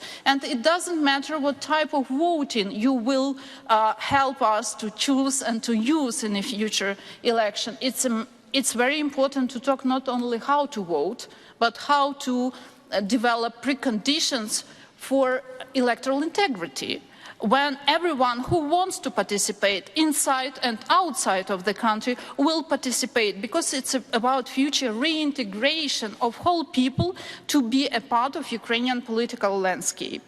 At the same time, losing the dynamics of democratic process is a huge challenge that could undermine the social contract and trust we have between citizens and the state. Now, it's tragical days for Ukrainian society. At the same time, we are looking how Ukrainian political nation are forming now, which is very important for the future development. All of our partners have to focus not only how to vote, but how to prepare free and fair election. First of all, I want to say that the electoral process, rather than just the voting day, should take place in controlled environment and after preliminary security assessments, which are very important.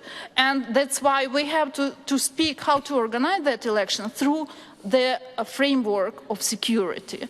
The security assessment system should be based on verified data, clear criteria and indicators of the status quo, and include designed person, institutions, and a plan to overcome problems. And it's about institutions, responsible sites, budgets, time slots, and so on and so forth. So it's about strategy. How from perspective yesterday, because we have so many challenges that it's not about future, we have to start to work already, how to start from this point and to build a strategy for free and fair election, and it doesn't matter when it will happen, in what Sunday, what year, which year. But we have to understand that a long time after the end of the battlefield, it's not about correct preconditions, because Ukrainian society will be a little bit degraded after the end of the battlefield. We have to understand that living under the martial law during years and years, it's very challengeable. Because free and fair elections, it's about freedom of speech, free media, competition, political competition. Ukraine was very strong as democracy because of political competition between different groups. And after the end of the war, we have to save this space to be better than our neighbors. I'm talking first of all about Belarus and Russia, because Russia had some elections, each electoral decade, but it doesn't matter too much. They didn't have competition for decades. That's why that elections were not free and fair. Democracy is expensive.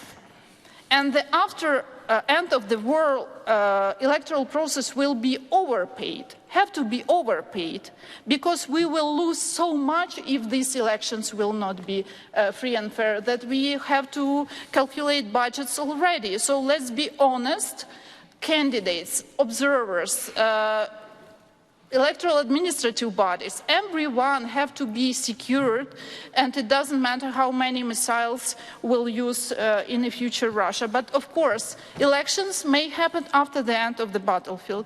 At the same time, we had the experience with war for 9 years. That means that next stage can happen in between war and between peace.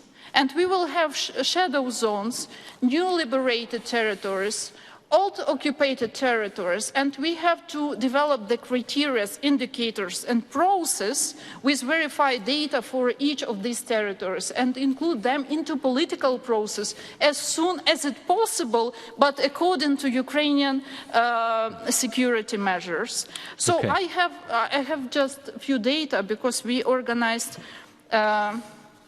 social research and surveys in 7 countries. And I believe it will be useful for all of you to know what Ukrainian refugees abroad are thinking about future political process, because we need your support as our partners from Western world, those countries who are going to help Ukraine to be successful in the future. First of all,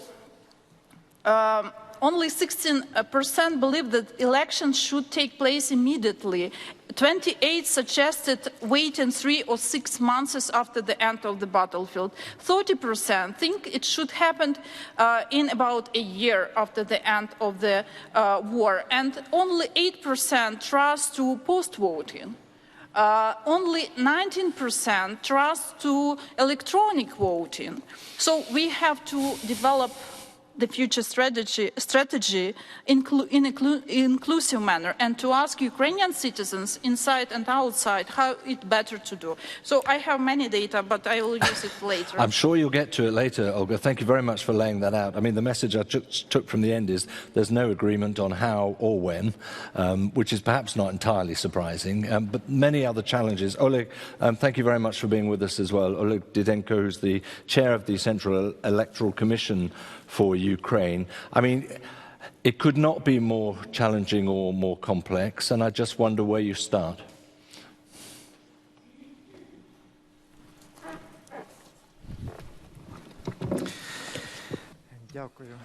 Thank you. Thank you. I'm also very happy to be here. First of all, I want to thank the organizers for this event, for your attention to Ukraine, for your support to Ukraine. This is very important for us. The country is now facing a very serious period of its historic development. And I will not tire of repeating that Ukraine is now fighting not only for its own territory, for its life, the lives of our people, but for the values, for freedom, for democracy, including for elections. And this is the fight that the whole civilized world is doing together with us. We understand that our post-war election will be the next stage of our fight, and I hope of our victory, of our joint victory, the victory of the civilized world over barbarism, the victory of democracy over totalitarianism, or else we can just kill, we can just forget the cost that Ukraine is now paying for its freedom. And I understand that this post-war elections should take place in compliance with the democratic standards, that those elections would have to make sure that the government is legitimate, once again confirm your integration ambitions. And we understand that there are very many challenges. We understand we have to prepare for them. Well, we should have started yesterday, but the Central Election Commission is really working on it since the very first days of the war. It started preparing for those challenges. I can talk about many of them, but I would focus on the procedural things, mostly because the previous speakers gave you a broader review of the problems, but I, who represent the Central Election Commission, I will focus on what concerns us as administrators. Well, of course, we have to speak about security, foreign, external security, external threats, security against them, and here we're talking about the possibility to have elections at certain territories, the issue of cyber threats and disinformation. We understand that there will be many attempts to destabilize the situation because most probably the aggressor country will not just disappear. We have to be ready for it as much as possible. Of course, for the Central Election Commission, it is very important to get proper electoral regulations for the specificity of the post-war elections, because without amending the laws, it will be very difficult. We all understand that the situation for the post-war election would be very special. It's also quite clear that there is a huge challenge. The destroyed infrastructure, the material support, equipment, funding, from the organizational point of view, migration processes that create a huge challenge. The processes caused by the war. We have millions of internally displaced persons, both inside Ukraine and abroad, and this creates quite a number of problems, primarily as regards registration of the voters in the places of their current residence, updating the state register of voters. And this problem would be especially dramatic in those territories that were occupied first in 2014. We understand that after the war, bringing back the control of Ukraine and those territories would have to be developed with the use of some special mechanisms, especially as regards updating the data of the voters in those territories. Another huge challenge is organizing voting for millions of our people who will be staying abroad at that time, because both in peacetime voting abroad creates serious challenges for any country, and especially when we're talking about millions of voters. And we have to give them all the possibilities so they can implement their rights and the right of voting, so the problem becomes much more complicated many more times. And the CEC is working on all those problems. Even in the first month of the full-scale war last year, we sent to the Parliament of Ukraine our first electoral initiatives. We now have 3 working groups working that are studying certain individual problems in 3 different areas. That's voting abroad, registering voters, and planning the post-war elections. And also they're working with risk assessment. We try to engage as many people into this work, representatives of other public authorities, members of parliament, civil society, our international partners, because we do understand that it's by joining efforts that we can reach the best possible results. And in that respect, the expert assessment of the Council of Europe can be very useful, primarily in terms of developing or introducing corrections into the post-war election standards, because we understand that the post-war elections cannot be compared to the ones taking place in peacetime, the regular elections. Again, we're talking about security criteria and preconditions for conducting elections in certain territories, and perhaps some problems that are related to the need to secure the election rights of the people, and also security and health problems. It would be good that even before the elections such work could be conducted, so that we all would understand very well where are those lines where we have to guarantee people's rights and where something can be corrected. Perhaps the Council of Europe institutions could also develop some standards in terms of voting outside of the country. That's not only about elections in Ukraine, but any kind of elections, because ensuring the rights of the people who are staying outside of their own country is relevant for many countries, including Ukraine. In our situation, organizing voting abroad would be a huge problem, and perhaps we could think about some recommendations, some guidelines from the Council of Europe for the member nations to help Ukraine organize this voting in the territories of the Council of Europe member nations. In general, I hope that in the same way like all the civilized world is now helping Ukraine to overcome the enemy and the battlefields, in the same way, by joint efforts, we should be able to reach yet another common victory to fight for democracy in our post-war elections. That will be a victory for all the democratic world. Thank you. Thank you very much indeed for that. Just before I turn to Megan to get that international sort of feedback on what might be done, I was interested that you have already submitted a certain degree of proposals.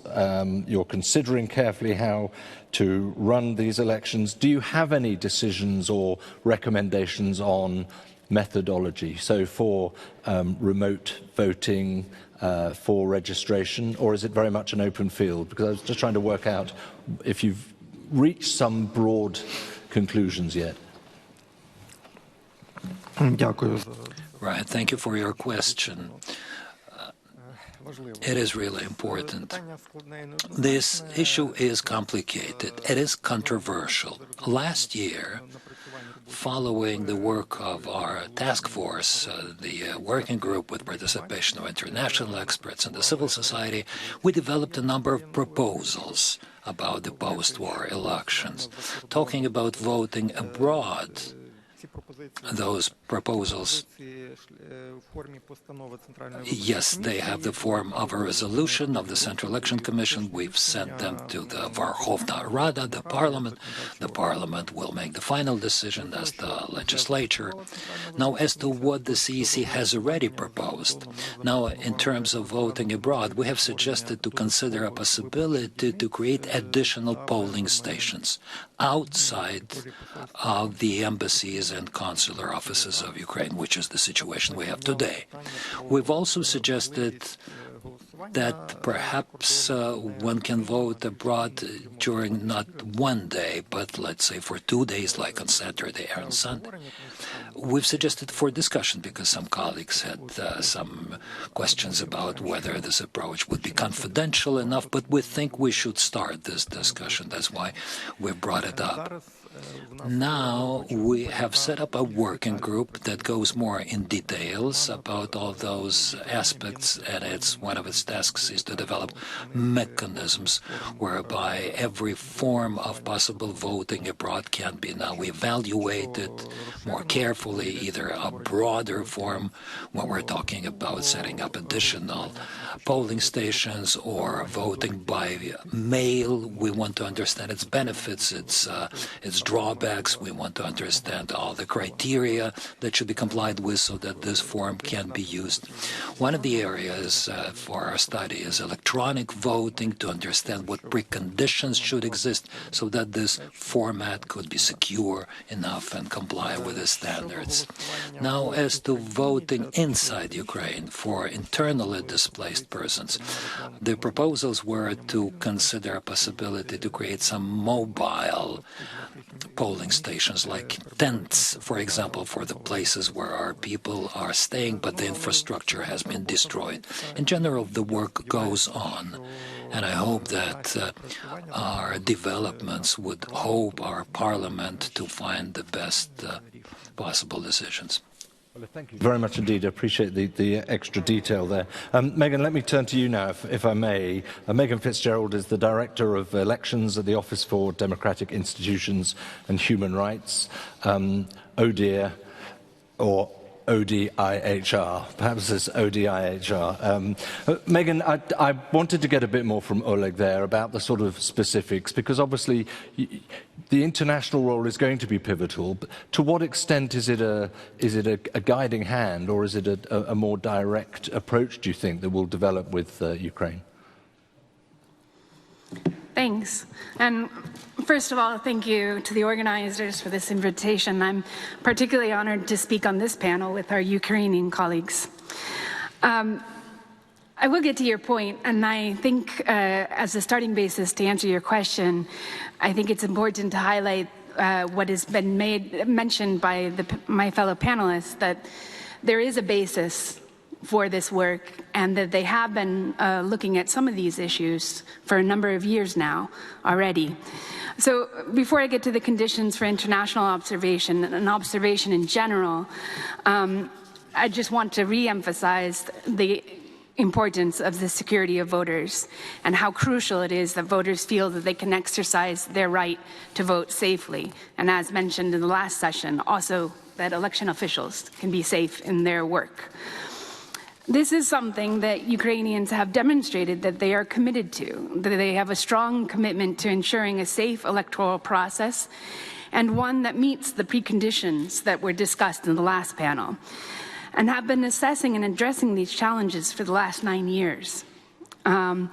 However, Olga did rightfully mention, and I think it bears it's worth mentioning again, that decisions on whether or not security conditions have been met have to be transparent and based on sound criteria. They also have to have a significant experience in looking at voter registration for internally displaced persons and the various considerations needed for that. The current context, however, presents unprecedented challenges, and as we have heard from my fellow panelists, requires some new solutions as well. And those solutions will require a lot of international support. I think it's support, not a heavy hand, to answer your question. I think I can say on behalf of ODIHR and can assure you on behalf of all your international partners that we are committed to providing this support.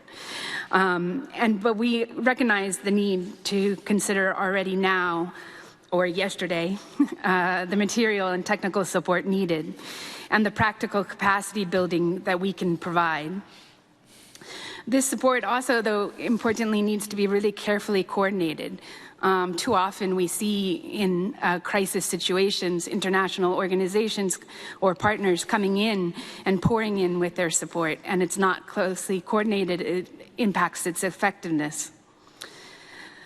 Also, the Ukrainians are and need to continue using this time to look at setting a sound legal basis. And this is another area where ODIHR is supporting together with the Venice Commission, and we are ready to review these legislative changes that will be needed. But back to observation briefly, many speakers have highlighted the importance of observation, but the deployment will be a difficult operation. The Ukrainian CEC has already come to us to ask for assistance in how they can prepare to enable international observation, which we will gladly be providing. In addition to conditions for voting, the basic conditions that need to be in place for observation include unimpeded access to observe all aspects of the process and to meet the people involved in the election. This requires observers to be free to move around the area of observation. We must also be able to have the number of observers in the country necessary to effectively observe, something that will be challenging with the security arrangements that observers will require. This all requires close cooperation with the host country. The host country is the primary guarantor of security for our observation missions, and we need to be able to rely on their infrastructures. But ODIHR does have a role in ensuring the safety of its team members, and this role will be more significant in future elections in Ukraine. Together, we will need to assess the security situation and discuss arrangements, and we've already taken a first step in this regards. This is not for the Ukrainian authorities, but for those others present. This will not be a cheap exercise. It will be a very expensive exercise, and something we have to consider already now. In conclusion, I agree with the theme that has been mentioned many times, that these elections will be closely scrutinized, and it's good that Ukrainians have already identified the importance of having international observers there, and we're committed to being there. In number as well, I would imagine. Now, what are the specific requirements from your perspective in terms of a satisfactory observer experience? I mean, it will depend slightly when the elections happen, of course. Yeah.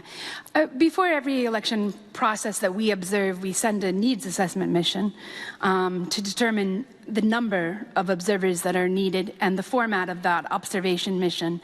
That's a determination that will happen closer to the elections actually taking place in Ukraine. And that will also have a large security aspect to it as well.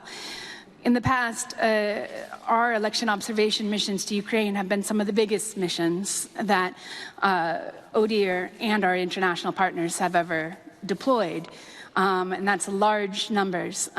So I don't want to preempt the needs assessment mission, but in the past it has required a significant number of observers. Vladimir, could I ask you, in terms of alignment, you drew up the three sort of territorial situations that exist within Ukraine, essentially Ukrainian territory, areas which have been temporarily occupied and are no longer, and then of course we have some separatist regions.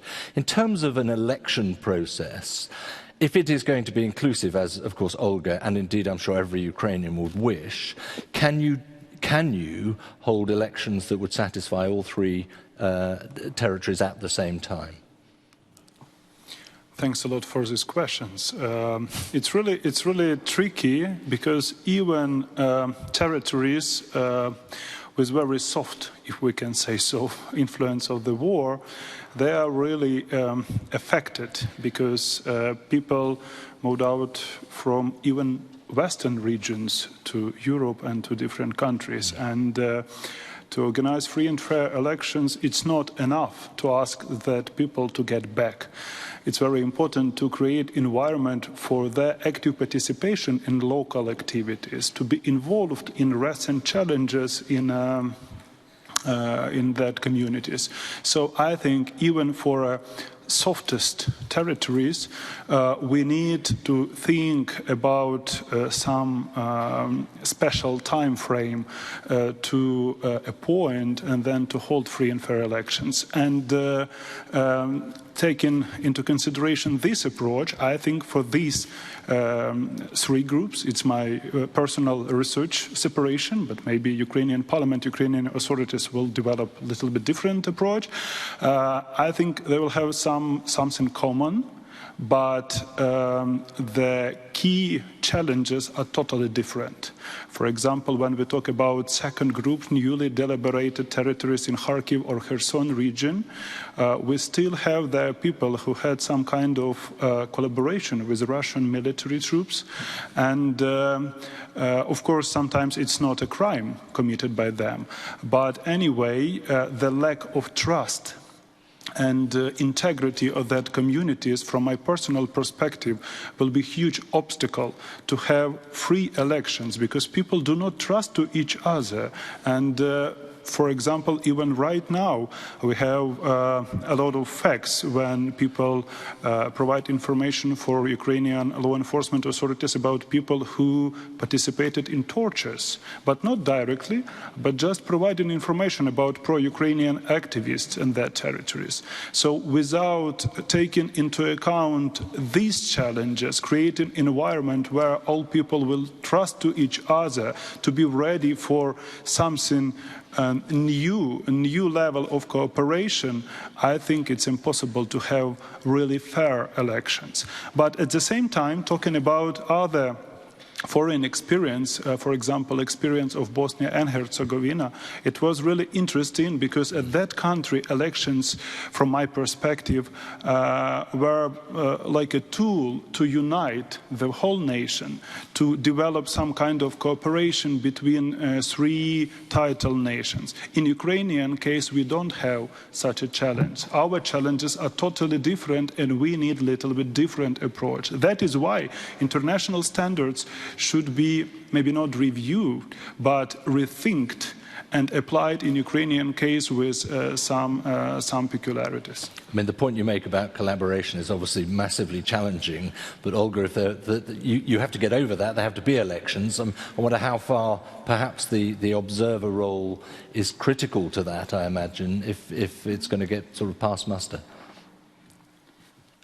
Yeah, observer role is critical because it's about critical thinking and it's about truth. If observers are working according to international standards, and I'm happy that in December last year we accepted the common declaration of best practices and principles with international mission. That's why let's take into account that local observers are the same as international observers, and the value of both of them are the same, so and very critical. But I want to back to the challenges.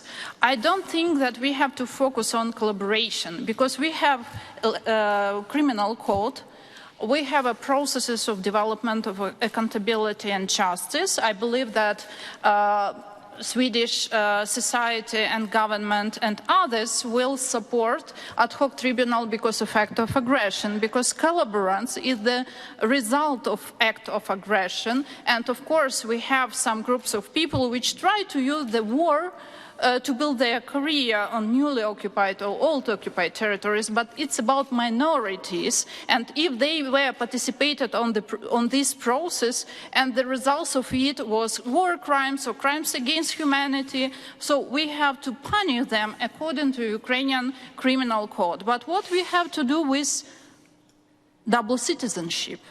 And what we have to do with 500,000 of Russians, which were relocated in 2014, and they were not Ukrainian citizens at all, to Crimea. I believe that Crimea will be liberated, but we have to understand that we will have series of different elections during next decade, and we have to be ready to organize all of them one by one with new liberated territories, because Ukraine has to build capacity and to be democracy and to implement recovery plan, but it's not only about buildings, roads, and so on and so forth. It's not about infrastructure. It's about political recovery in the future. And we have to be ready to have not only long war, but to have long recovery process if we want to have Ukraine a sustainable, peaceful state, not a source of the problem for our good neighbors, not bad neighbors. And I believe that Ukraine will win, but what does it mean to play and to run in this marathon? To be ready to have separate elections for different stages, like next parliamentary election can be on the same day as local elections or presidential election. I know that it will be a part of political discussion that we have to organize all elections in one day, but we had experience even before election in 2007 when we had extraordinary national-wide parliamentary election, and all international missions presented the report that elections were free and fair. But I saw the boxes will falsify ballots for the local election. Does it mean that local self-governing bodies is not so important as national-wide? Not, of course, because it's about check and balance system. Does it mean that presidential election can be on the same day with a parliamentary? I believe no. I believe that we have to have separate elections, one by one, yes, and it will be very expensive. And does it matter where you start with those elections? I mean, I hope that next election will happen next spring, but it's about some local, preconditions. parliamentary, president, does it matter an order in which you might want to run those elections? So according to Constitution, if the martial law will end till August, we can organize national-wide parliamentary election this autumn in October, but we have to be relevant according to the situation. One more point about electoral system. Sorry, but we do not use double standards at all. Ukrainian experts, civil society, Ukrainian political nation fight for a proportional system with open lists for more than 10 years. It was our dream to have competition inside the political parties, not just between political parties, because we have totally corrupted majoritarian system. We had very authoritarian proportional system with closed list. So open list is only one tool to save this competition inside the political parties and promote to develop democracy inside the parties, because we have proportional system. That's why political parties are the basic institution for government and others. So, and last point, predictability of the legislation. I heard about stability of legislation here during last discussion, but it's not about us at all, because we have new challenges, and some of them are so new that we can't use your experience for 30 years ago. Unfortunately, it's so new. That's why predictability of legislation, it's about very well developed surveys, researches, discussions, deep analysis, and then adopted the solutions and decision, not according to the political parties' needs. And last point, that 70% of Ukrainians are going to stay on those countries where they are now abroad. 17%. It looks like a huge, but it's not.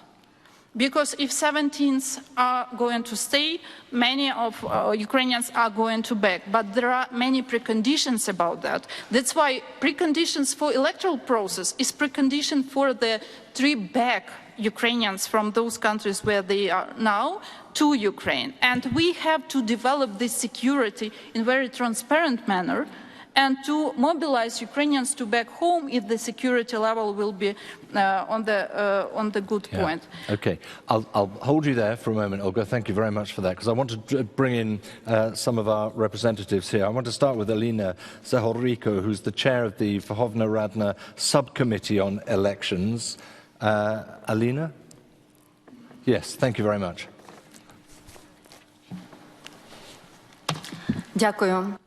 Thank you. Dear colleagues, talking about fish in this picture, I spotted it from the very beginning. That's why I was really engrossed in today's discussion and was watching it very closely. And I do appreciate this in-depth discussion that we've been enjoying today. To find the answers to the issues raised in this panel discussion, let me suggest following Kant and ask 3 questions to this end. The first question is, what is it that we know? The second is, what is it that we are allowed to do? And the third one is, what shall we do? So, getting back to the first group of questions, what do we know? In fact, we do have lots of information to assess the scale of the challenges Ukraine is facing at the moment. And I'm talking not about the size, but the scale of it, given the large geographic territory of Ukraine. That's one of the largest European countries, given its size and the population. That's why we are facing the issue with the scale of relocation of our citizens. We are facing the issue with the mined territories as of today. If we take a look, for instance, the data about Kharkiv region, because it was deoccupied, and we do have the data on it, according to these numbers, the damage caused to the polling station and the damage to the voters' register is estimated as 30%. That means that 30% of polling stations in Kharkiv region are either seriously damaged or completely ruined, and 22% of the authorities that administer registers are non-existent. So the question here is, how can we hold and organize elections there? This region was just an example. So the mined territory, that's around 30% of the entire territory. It will take, in theory, years to demine the territory.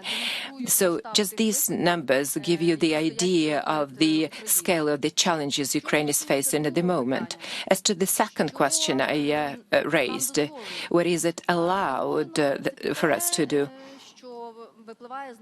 We are allowed to do what is in line with our legislation, what is provided for by the effective legislation. Firstly, legislation provides that elections that were not held during martial law but were supposed to be set are appointed in the course of a month from the date of lifting or revoking the martial law. Let me attract your attention to the fact that the Constitution of Ukraine and Ukrainian electoral legislation is the legislation of the peaceful country, of the country in peaceful times. Nobody planned to have the war with the neighbor. Looking at the situation today, so this month that is provided for by the law is not going to be sufficient to hold fair, transparent and free elections under Ukrainian legislation. And that's typical of local elections as well. We have a provision when the decision can be taken not to hold elections. This is the decision to be taken by the Central Election Commission based on the estimates of the military civil administration. But these conclusions of military civil administrations are not governed by legislation. So, in other words, there are no criteria that would serve as the basis to elaborate this decision. So we don't like this approach, and that's what we are going to change. Thirdly, Ukrainian legislation provides that the only possible way of voting at any election is voting in person with paper ballots at the polling stations. Under Ukrainian legislation, it is also provided to have some electoral quotas, and that's indefinite residence on the territory of Ukraine during 5 or 10 years, depending on the type of elections. But just imagine, when the war is over, we have 8 to 10 million people living abroad. Just imagine them coming back to Ukraine. So that would mean that they would be deprived of the right to run, because this indefinite term of residence on the territory of Ukraine will be broken for them. And the third question here, that's campaigning, especially campaigning in social media and online campaigning.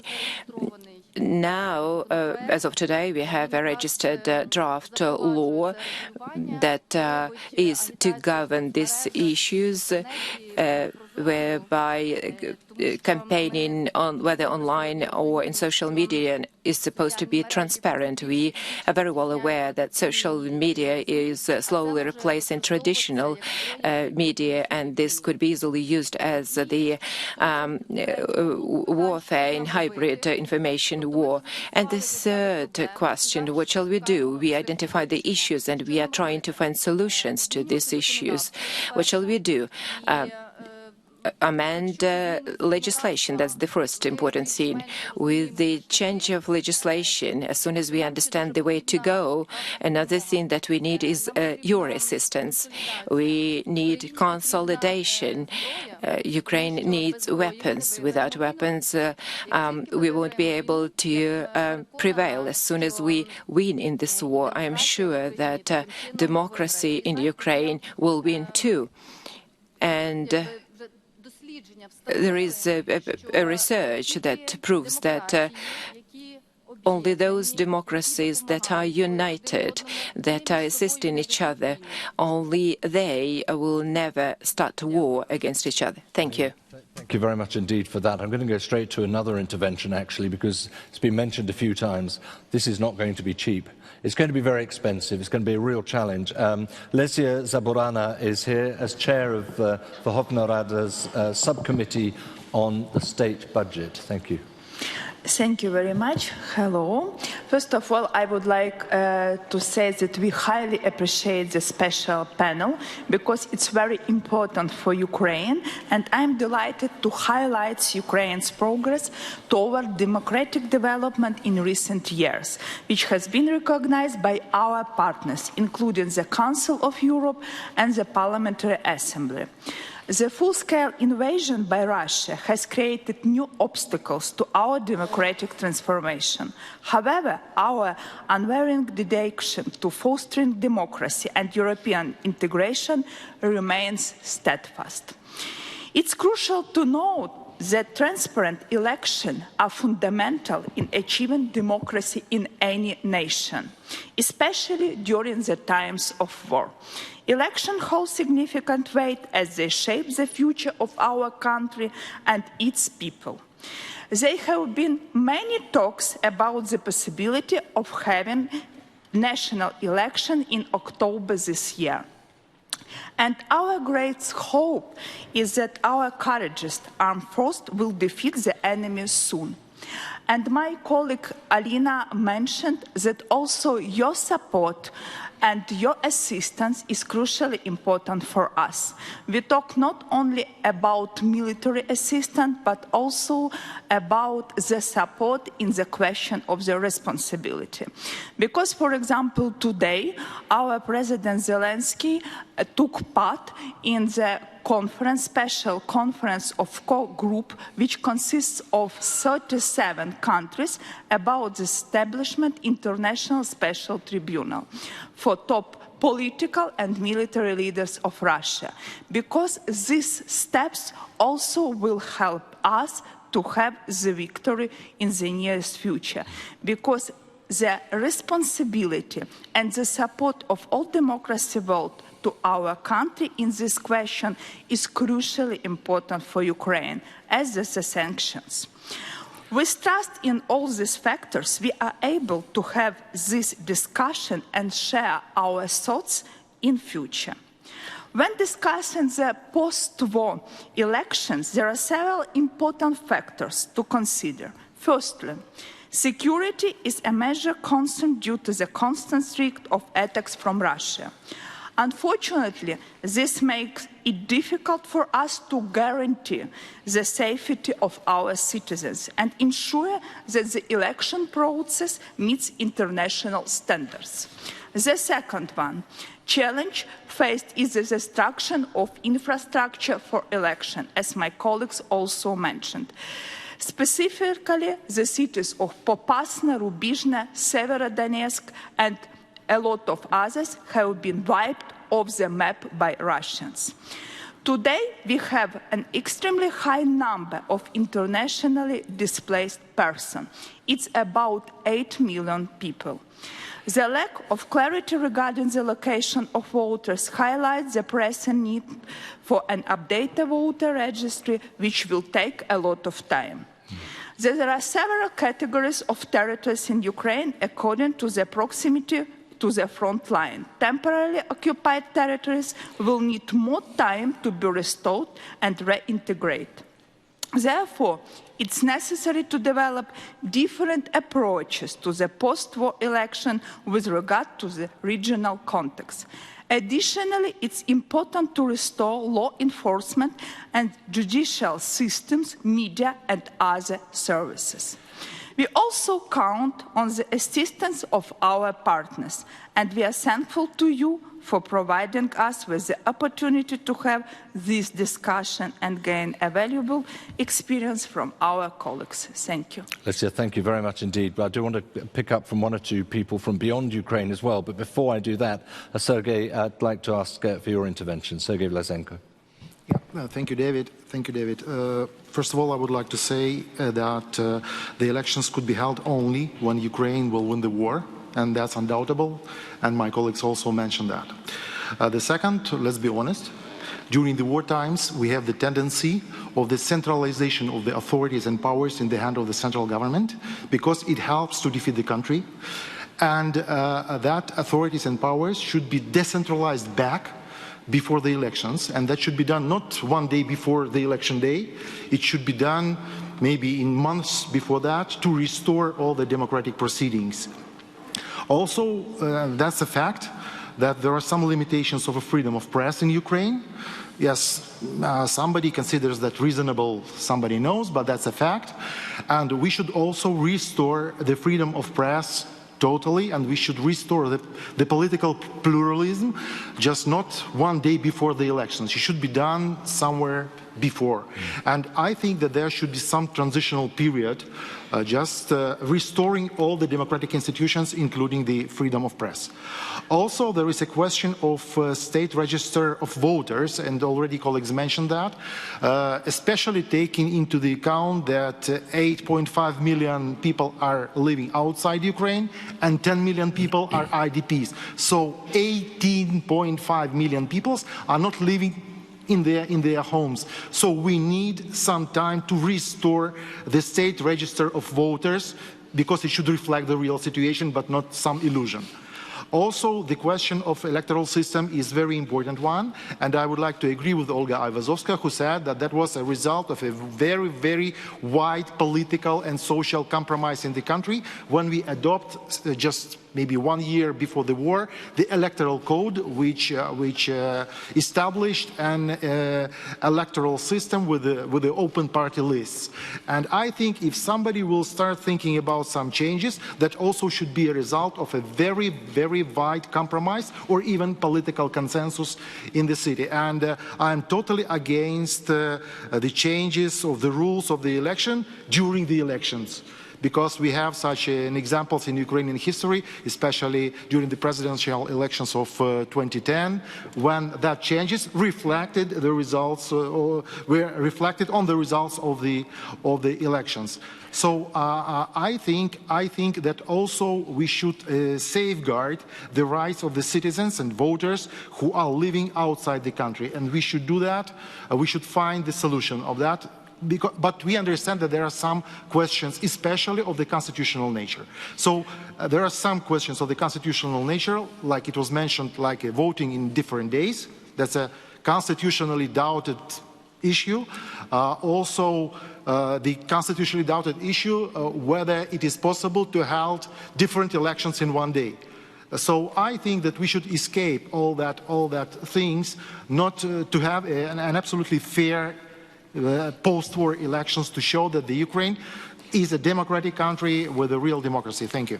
And some important issues which predate much of the conflict as well, I think. Thank you very much for that. Oliver Kask from Estonia, I'd like to bring you in. Thank you. Yeah, thank you. Just talking about the prerequisites for the democratic elections, I think the central issues are the independence of media, and fight against misuse of administrative resources or more widely corruption. These issues have to be solved before holding elections, at least to some extent. Civil society has to be ready to assess both the campaigning and electoral financing as well as electoral processes. So there are a couple of prerequisites which have to be present before holding elections.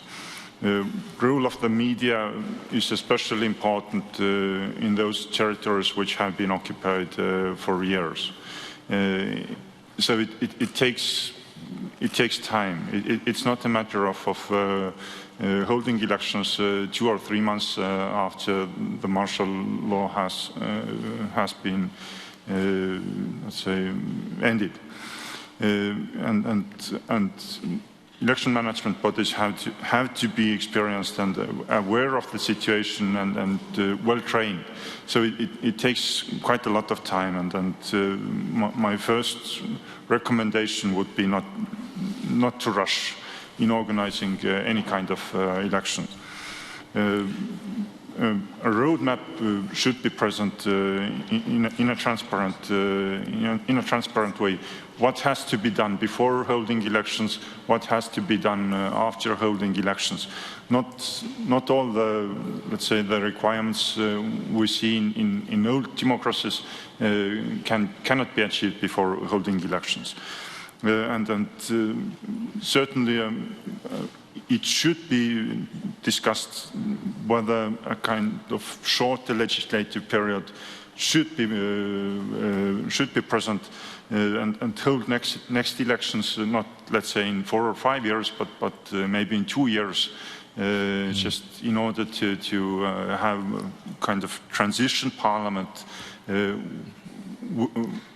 the elections of which are not, let's say, fully in accordance with democratic principles. Oliver, I'm going to stop you there because I want to take that over to Vladimir first of all, and then we'll get some concluding remarks here.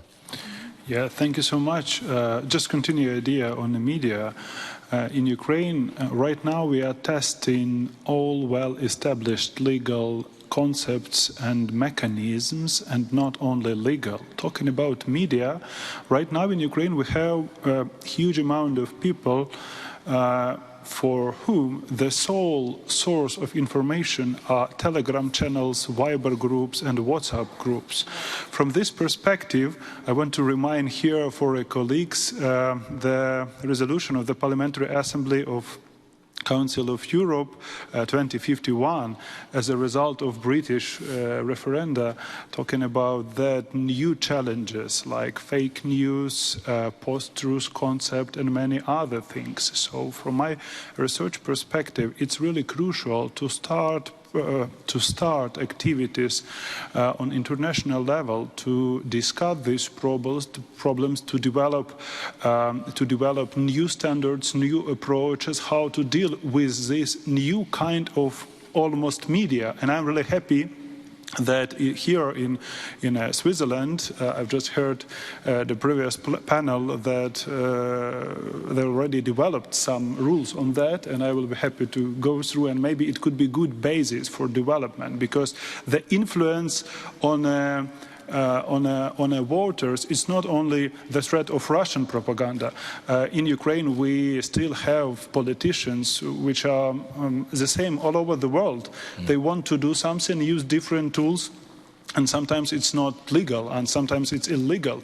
So from this perspective, I think this huge informational challenge, informational threat, need to be one on a top list in international level too. Thank you. Okay, thank you. We are right up against the clock, and I do want Nacho to conclude. So in a minute, Olga, from what you've heard, I get a sense that your message is, if we could have started yesterday, we should. We have to start now, and whatever the situation on the ground. Thank you. Ukrainian civil society is very capable. You have to know about that, and it drives many times local reforms. And I hope that Western world give us a chance to be better through EU membership, through security guarantees, because we have to be a part of NATO, and through support of Ukrainian democracy, because we produce something like roadmap, but not just for Ukraine, for our partners, and we name it Sustainable Peace Manifesto, never again 2.0, because if after the Second World War we have new global war in this part of the world with food crisis and other challenges for other continents, we have to understand that we are fighting for sustainable peace, irreversible peace in our part of Europe, and when Russia will defeat, it has not to be scaring for you. Europe will not have empires anymore. It will be a new world, and free and fair elections, democratic processes in Ukraine is a part of these solutions. So that's why, thank you for your attention. I know it's so difficult at the end of the day to listen about Ukraine one more time, but it's about our sustainability as Europe to live without aggressors. Thank you very much. Oleg, you clearly feel you have made recommendations, you've started that process, but it is very open-ended, presumably. You cannot know when you need to conclude that process. Exactly so. And this uncertainty makes our life even more complicated because we cannot properly get ready for the elections as we understand we do not know what the situation will look like and when this time will come. We do not understand what the output conditions would be, but we have to get ready for it. We have to work on as many possible challenges. We have to join our forces to engage as many stakeholders inside Ukraine, outside of it, and this, in fact, can make sure that we eventually get the best possible solution so that our post-war elections would be democratic. And it would be the next step toward our victory. Thank you very much indeed. Obviously, Megan, you would be part of that process in terms of international support. Yeah, I mean, I think it's important to note that all speakers talked about the need of legislative changes, and I feel that it's been posed as a question, but it seems as if there is consensus on the fact that it's just a matter of fact that extensive legislative changes are necessary to move forward and to prepare properly for this. And there is a great juncture that international organizations and ODIHR and the Venice Commission can assist in. I was intrigued by the chairman's Mr. Didenko's suggestion of the development of standards and guidelines for out-of-country voting. I mean, I do think it's something that is lacking at the present time. I agree wholeheartedly with the importance of observers, both domestic and international, and I think the potential of a huge proportion of the population voting out of the country poses a methodological challenge for international observers who don't normally observe out-of-country voting, and one that will have to be considered. But just finally, Ukrainian civil society and institutions are well developed, and it is not starting from new, to use my fellow panelists' words. So we are doing what we can do to support their work on it. Megan, thank you very much indeed. I should just add one last point. Alexei Goncharenko was also going to make an intervention here. Unfortunately, he couldn't be with us, but you may have seen his statement, which perhaps you might want to take on board as well, as he's contributed that to the discussion. Thank you very much indeed for your interventions and to the panel. It is heartbreaking and fascinating at the same time for someone like me listening in, but I would like to ask Nacho, as chairman of this session, to draw some conclusions. Thank you. Thank you, David, and thank you, my fellow panelists. We are now fully aware of the scale of the organizational challenge from Russia.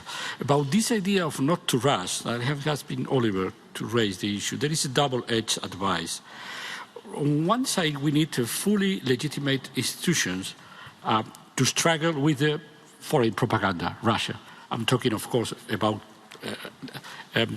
after the defeating of Russia. But on the other side, we need a very irreprehensible process. And we have to try to balance both things. Because if we are in a rush, as you mentioned, it could be fail in the outcome. If we wait longer than needed, the legitimacy of the institution could be challenged. For the rest, my message to you all is we all, the election observation assistant or of community, is engaged with Ukraine in the same struggle, is to have complete sovereignty of Ukraine, secure borders and full democracies. This is our task, to help the country to, from our trench, to be part of this struggle. And because, as has been mentioned, for some of our Ukrainian colleagues and friends, they are representing our values. And this is a very common concern now, and for that reason, also the European Parliament is hosting a gathering at the last days of May regarding electoral assistance to Ukraine on a broad vote, on the vote in European Union countries. This is another gathering that you are all invited to join, because this is our common agenda for the coming months and years, to help Ukraine to conduct a fully free and sovereign electoral process. Thank you all for this day. Thank you, David, for conducting excellently the work, and we hope to see you all together tomorrow in the morning session. Thank you. Nacho, thank you very much indeed. Yes, thanks once again. It's been a long day, but a fascinating and absorbing one at the same time. I should say there's some photos, I believe, are now... Oh, they're on the website, aren't they? Up on the website, if you want to catch the family photo or any of the others, please do take a look. And a reminder, 7 o'clock this evening for the reception, which is at the casino. There you are. That's it. That's all I know. And have a very good evening. Thank you very much. See you in the morning. Thank you.